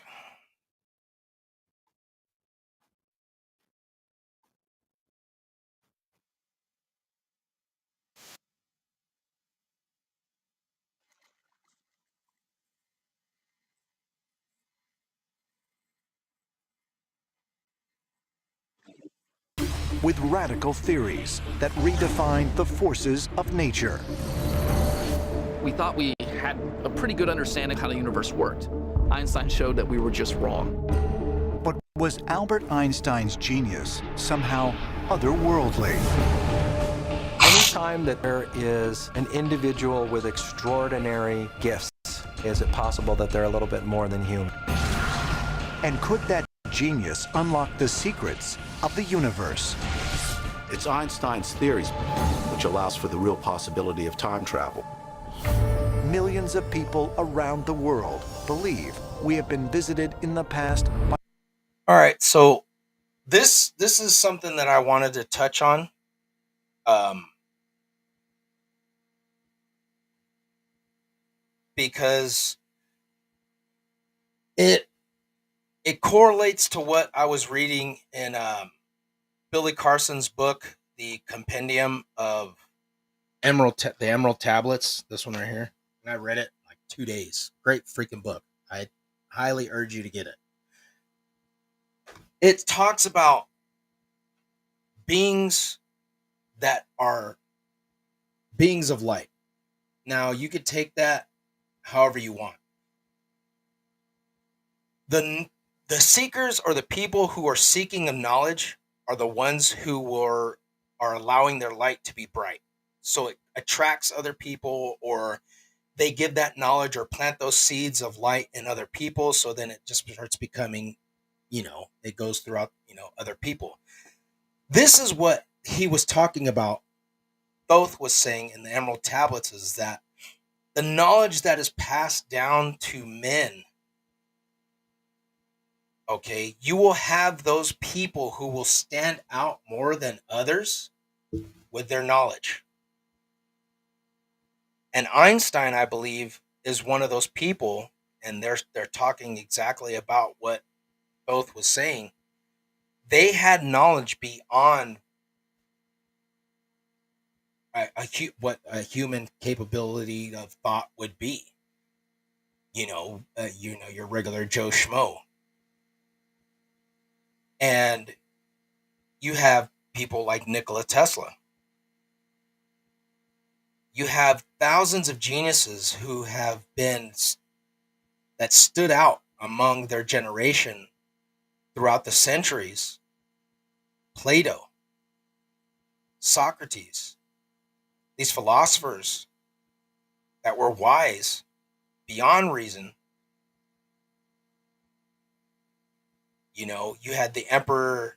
God, I'm going brain dead right now because I'm over here thinking about something else. Anyway, so you had wise and ancient people that were always thinking or coming up with strategies or something. Right. I'm going to post this real quick, Aaron. So he said essentially they talk about how he would meditate and get lost in thought for a while and would be able to connect to the knowledge of the universe that's all around us, and that we are just incapable of tapping into it.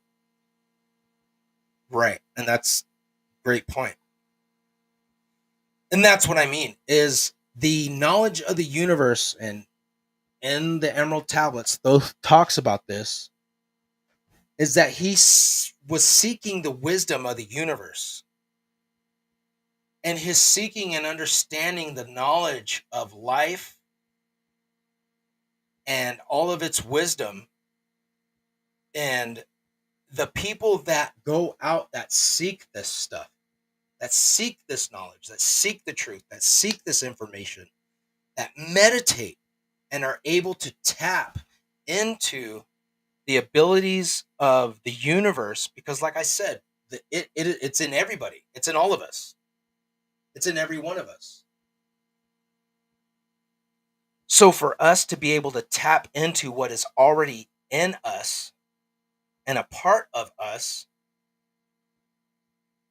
these people like Albert Einstein and Nikola Tesla and all these other famous people who were smarter beyond their time, were able to do just that.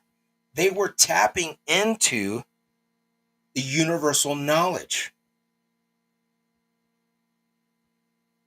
They were able to tap into this source of information that is there for everybody. Jesus Christ, Buddha, Gandhi, all these people.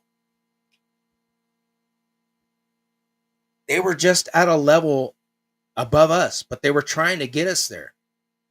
And because we're in this plane of life and living, that we see things on the aspect of this plane and this reality, We weren't able to see the bigger picture.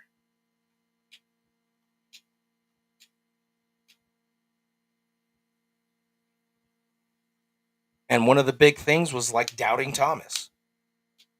Jesus told him, "Oh, Thomas, ye of little faith, if you would just stop being so freaking closed minded, do you realize how powerful you would be?"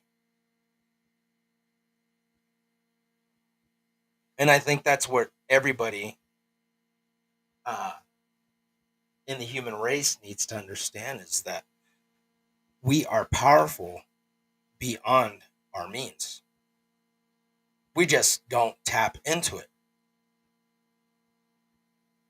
And for me, um, every morning I get up in the morning and I do my meditations for like 30 minutes just to get my day started, get my day going, and wind it up because I want my body and my spirit to be clear. I open myself up to be in tune with the universe. I speak my day into existence. I get it up and I start it.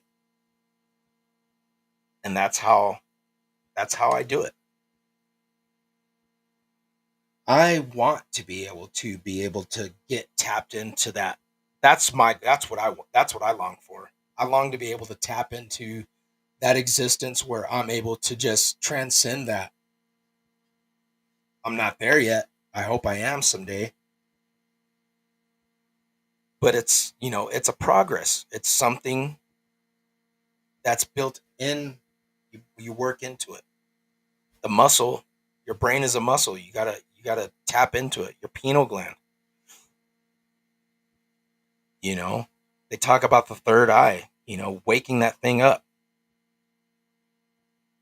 A lot of I think that we have been so conditioned for centuries, and our true nature of who we are and our capabilities are hidden from us, each and every individual,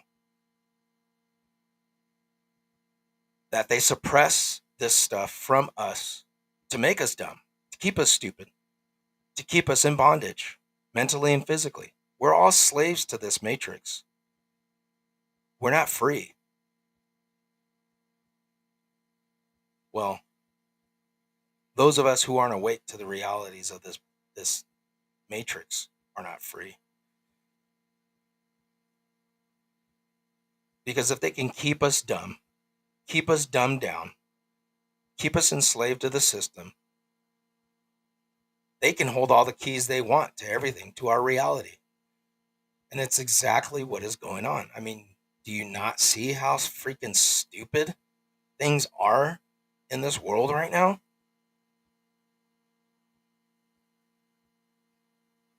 It's ridiculously dumb.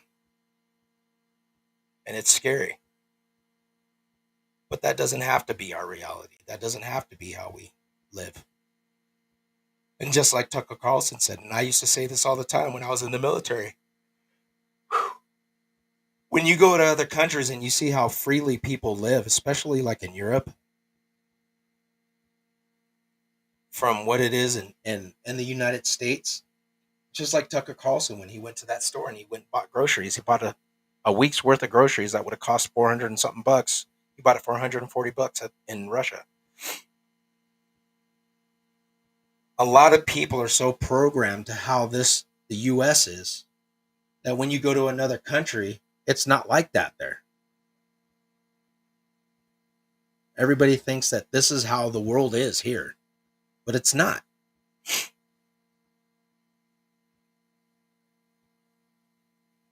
And that's the mindset we need to have. This is not reality. This is not the way life is supposed to be. This is not the way the world was meant to be. This is not the way the human beings were meant to be in engaging with each other.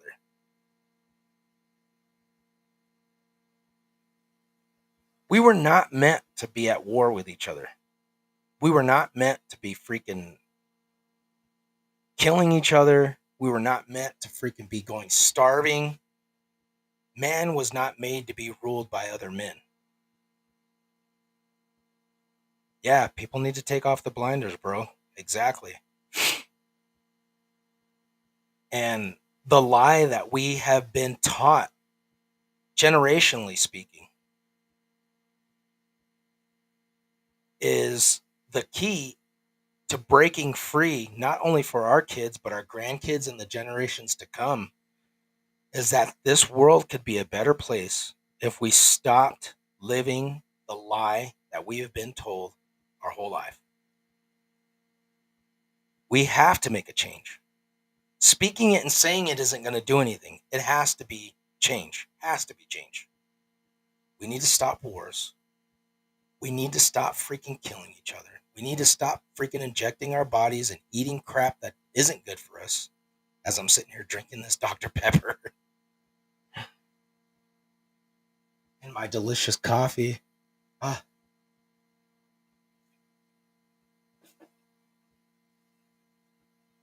We have to make the change. It has to be made. Don't laugh at me, Matt. But I'm slowly but surely getting there. I'm trying to do better. I'm trying to break the chains off of myself and my family from eating and consuming and doing crap that I shouldn't be doing. And it makes a difference. It makes a big difference. And that's what I hope and I pray that everybody is able to do. And I wish that for everybody is they're able to realize that the nature of us, of who we are, and a spiritual aspect is so much bigger and profound that we are capable of so much more. So much more. And the reality of who we are, why we're here, where we come from, and our relationship to the stars and to the universe and to the other beings that are there. Because we're not alone in this universe.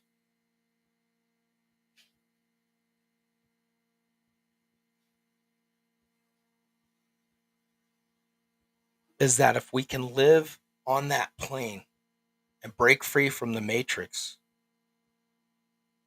of this lie that has been presented to us, what are the possibilities? Just think of what we could accomplish. You know, are we going to be there? We're probably not even close. But we can get there. And I really do hope that we can, for our kids' sake, because we're heading down a path of death and destruction that is really, really it's a shit show. And it's crazy to watch it unfold because you're like, how can this happen when they're blatantly doing it on purpose? Aaron said Elon 2024. You know, whatever's going to help us get back on track. And I really hope that it happens soon. It can happen with a lot of us that are getting on board with this seeking of the truth and the knowledge and making things known and bringing forth a lot of this information.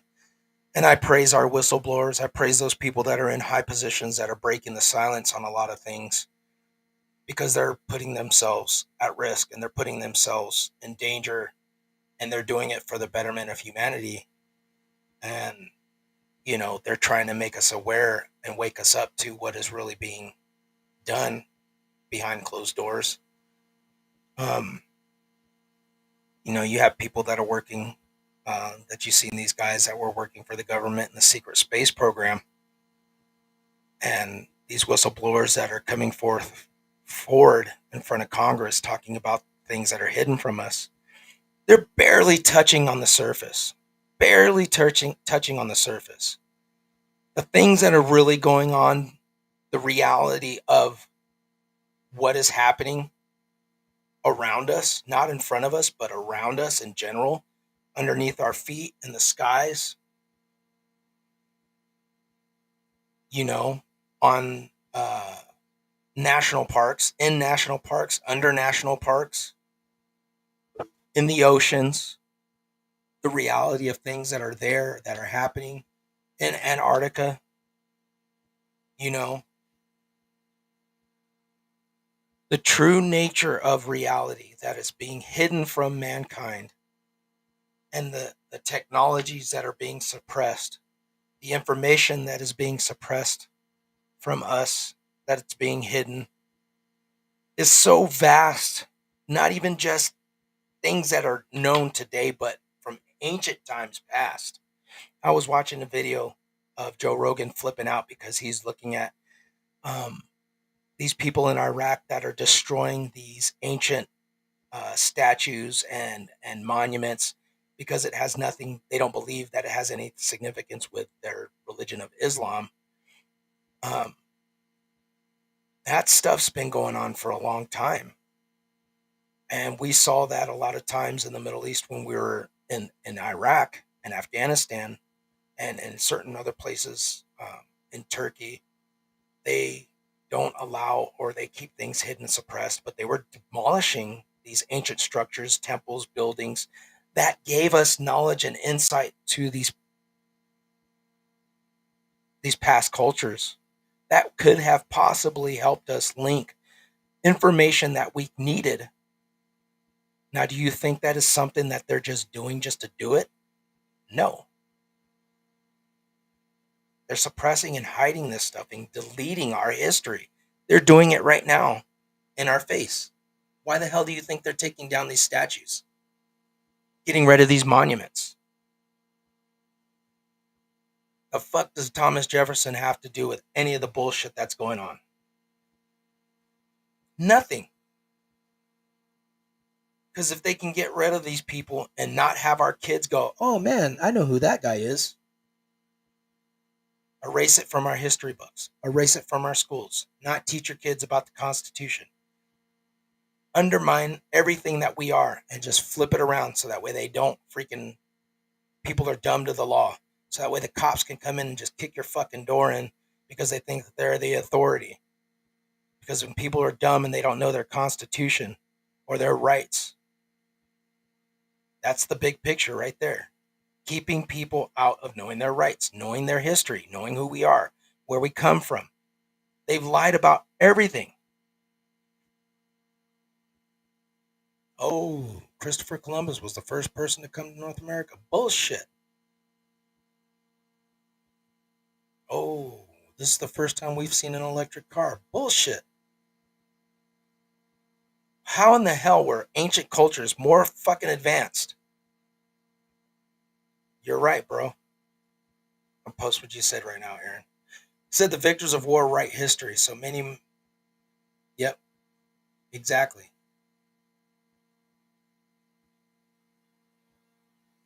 The victors of wars write the history. The winners of wars write history. Which is why you see the destruction of so much stuff throughout humanity. All knowledge of other vast cultures and other information. There was a post that I posted in Tibet about the library that's in Tibet. There is so much knowledge that has yet, even the cuneiforms of ancient Sumeria, there is ancient, texts, scrolls in Egypt, in Sumeria, in Iraq, in Turkey, in Afghanistan, in Russia, in China, in Asia, all over the South America and Mexico and Africa, Ethiopia. There is so much knowledge that is being hidden or has not yet been translated or is being suppressed, just like it is in the Vatican. Why? Why would you hold this vast amount of knowledge and not let people see it? Unless there was something in there that you didn't want them to see or know, so that way you could keep them in control.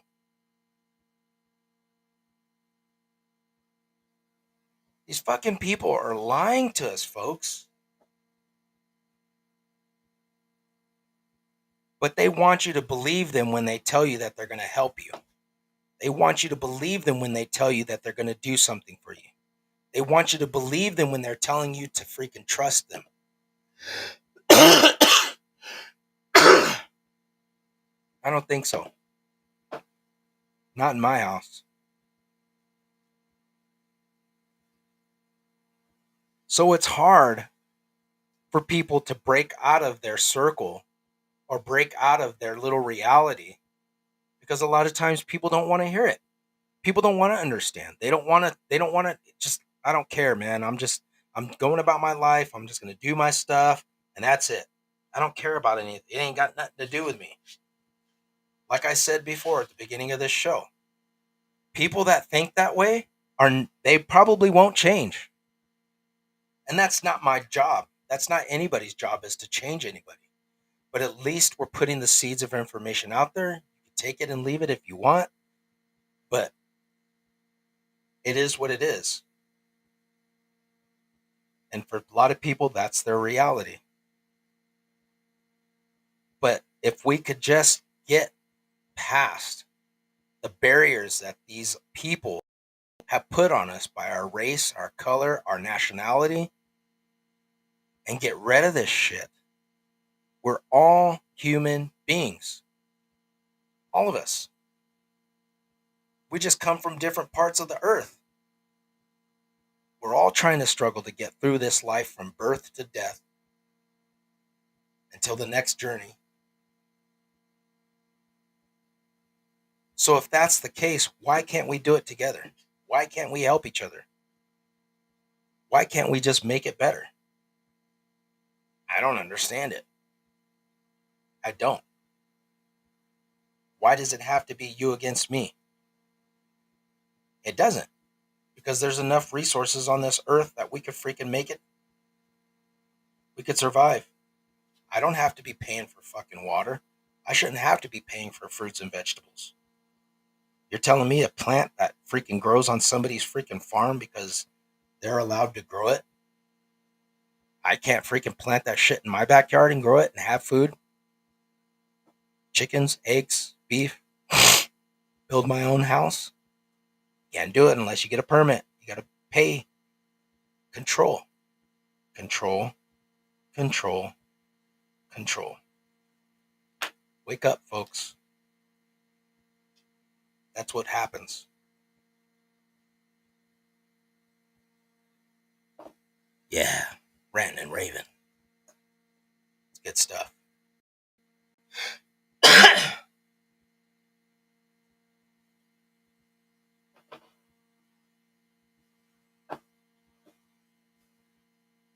But yeah, that was the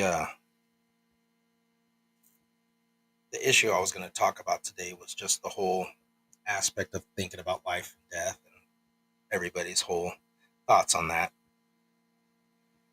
But there is nothing under the heavens on this earth that is new. There's nothing that hasn't been done.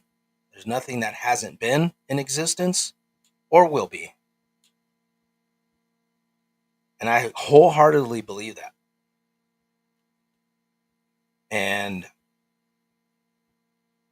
I think that something is going to come about where a great reset is going to happen for humanity, where we see a change and a shift in life on this planet by the hands of people who are going to bring it about, whatever that may be, whether it's a gigantic catastrophe or planned catastrophes to bring about a switch in life on this planet for the benefit, whatever the hell they're trying to plan. But I do believe that it's possible. And if something doesn't happen, then, soon, that reality is becoming more and more plausible. We're seeing it come to fruition through issues that are happening. throughout the world and governments that are out of our hands. It's not really out of our hands because they work for us, but they try and keep us in fear. Aaron said we're fucked. We're not fucked. It's just we have to take the power back. We have to. That's all it is. We are in control of our own destinies. We are in control of our life. We are in control of what happens in and around us. We are in control of what happens to our kids, to our families, to our personal life and our well-being. We don't need to set ourselves in that box. We just got to make it happen. And that's what it comes down to. Um,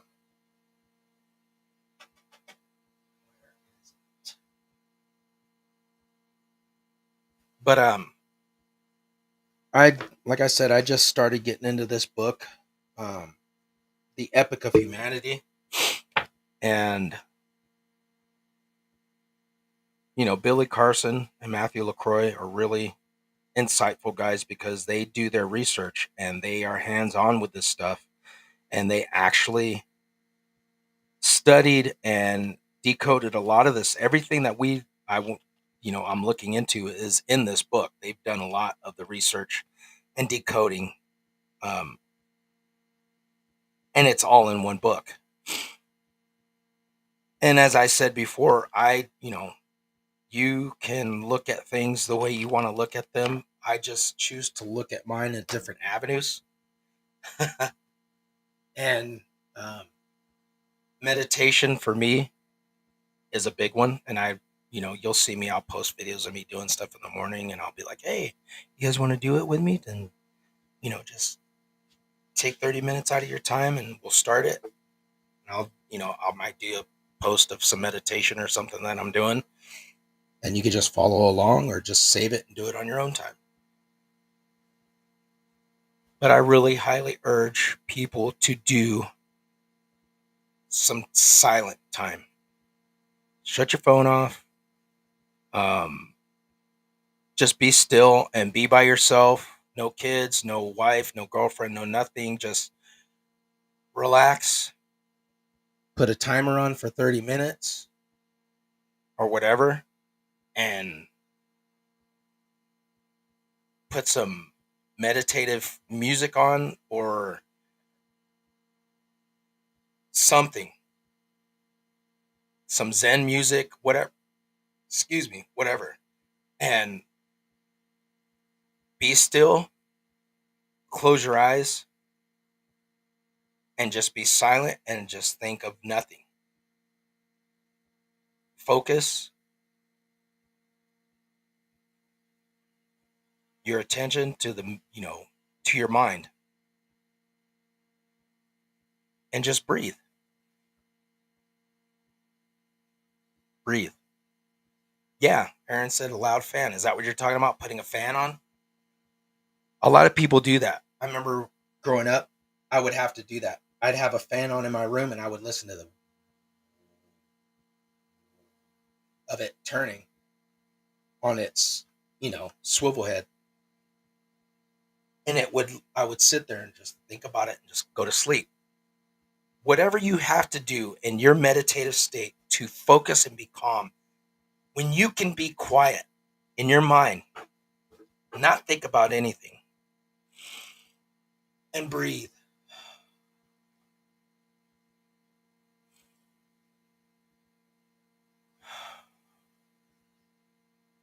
And just focus on nothing. Be still. When you can just focus and just be in your mind, you will be surprised at the things that will come to you in clarity, not only in that moment, but throughout your day. Because you're training your mind and your body to be in tune with the universe. Really is what you're doing. You're tapping into it. And it's like anything you do in life. You're training it. You're practicing. And the more practiced you are at it, the better you're going to be. So, for me, I love it. Maybe one of these days, you know, we'll do it. I'll get on. Like I said, I'm up every morning, and I don't do it every day where I record it. I do get up at like 5:30, and I'm up and I'm outside, and I don't eat anything or drink anything before I do it, because your body's got to be settled. And if you got food and drink and stuff inside of your body's regurgitating. You got to get up and take a piss or whatever, and you're not able to focus. So being able to be still, and the best times that I do it is right before the sun comes up. So in my backyard, I got the mountains to the south, east, and then I got the mountains to the west of us. So the sun will rise up over the mountains and it'll set behind the mountains. So when I get outside and I'm sitting on the back porch and I'm meditating, right at that time when I'm in between my meditations and that time and when I'm in my meditation, the sun's coming up and I can feel it coming up over hitting me in my face. And it's like an activation for my spirit, for my mind's eye. And it wakes me up. And it's like it's welcoming the day in.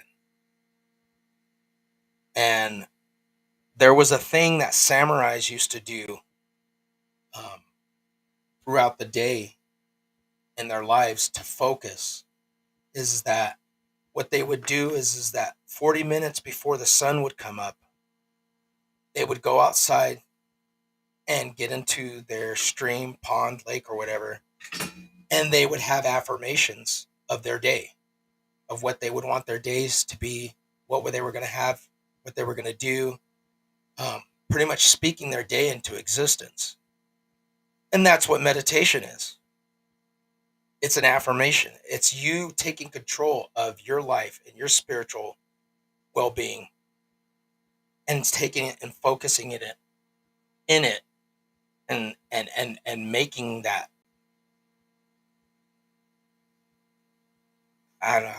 What am I trying to like? How am I trying to put it? Like you're not trying, but you're taking the reality and making it, the spiritual and making it a reality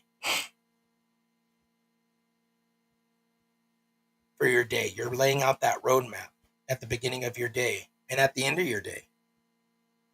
Because I do it before I go to sleep, you know? And a lot of people were like, oh, well, do I need to get high before I freaking do this? So it helps me, it amplifies me. People, look, do whatever you need to do. I'm not against it. I've done both. You know what I mean? I've been on both sides of the wire.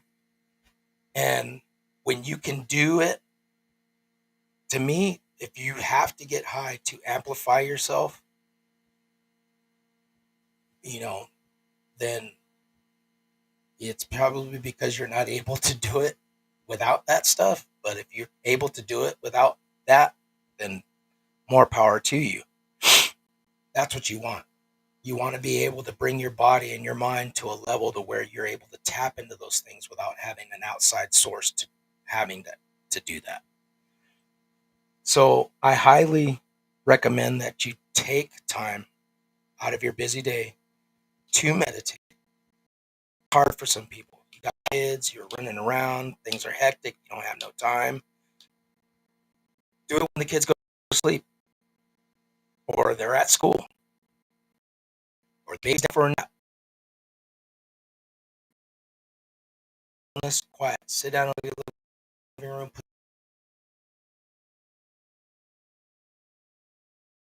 still whatever, and just breathe, focus, and let your body go. There's also audio out there that will help you.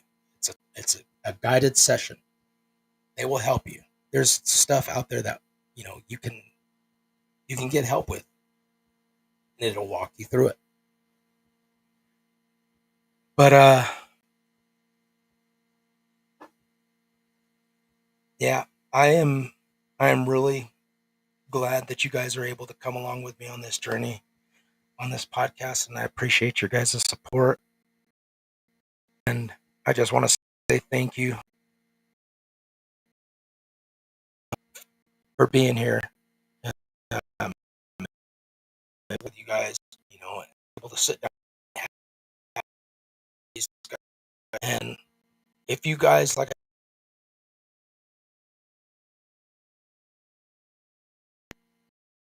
you have questions that pop up through the day,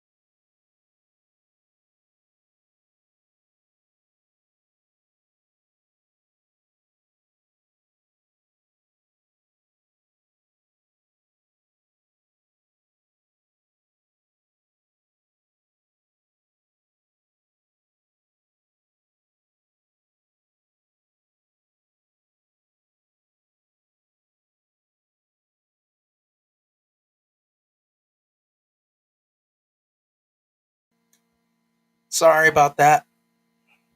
Seems like Big Brother was probably trying to listen because it just kicked me off of both of my streams. Crazy. And see things like that happen, and it's like it's so random because it'll be working totally fine, and then it'll just shut off. I'm like, I'm sitting here like picking between both of my streaming sites on my Wi-Fi, and it just shut off. it totally told me that the internet was turned off. I don't know, crazy. But yeah, meditate, get your heads on right, get some clarity, take some time alone for yourself, and uh, focus and get get yourself straight a little bit, because that's all it takes. Just get you some quiet time and just relax for a little bit. But I want to thank everybody for coming along on this journey with me, and I appreciate you all. I really, really, really, really do, because without the followers and the friends of the show, it would not be possible. I just want to say thank you. Fridays. I know you guys could probably be out doing something a hell of a lot better than sitting here talking to me. And thank you, all of you, for following and spreading the word about the podcast. And I will see you guys on Friday next week. And I will be on frequently here and there, off and on. So keep an eye out for the posts. And I've just, like I said, I just was just picking up random topics because, we were hard and heavy into the ancient cultures and, you know, all that other jazz. So I'll be going through and we'll be discussing a lot of other stuff too. So we'll switch it up. But if you guys have something that you guys want to talk about or something that's going on, hit me up. We'll talk about it. We'll get on here and we'll do it. So with that, I appreciate every and each of one of you. Thank you. Next month I will be getting the merch for Seeker of the Unknown, and once I'm able to get that stuff taken care of, I will let you know. If you want to order something, I will put the prices out there. It'll be shirts, sweaters, and hats. All right, and we'll make it happen. We'll represent. So stay healthy, stay awake, stay aware, keep your heads on a swivel. The world is a dangerous place, but that doesn't mean that we can't be dangerous as well. Take care of yourselves, take care of your family. Never forget that we and you, all of us, are special. We are all unique. There's nobody else like us.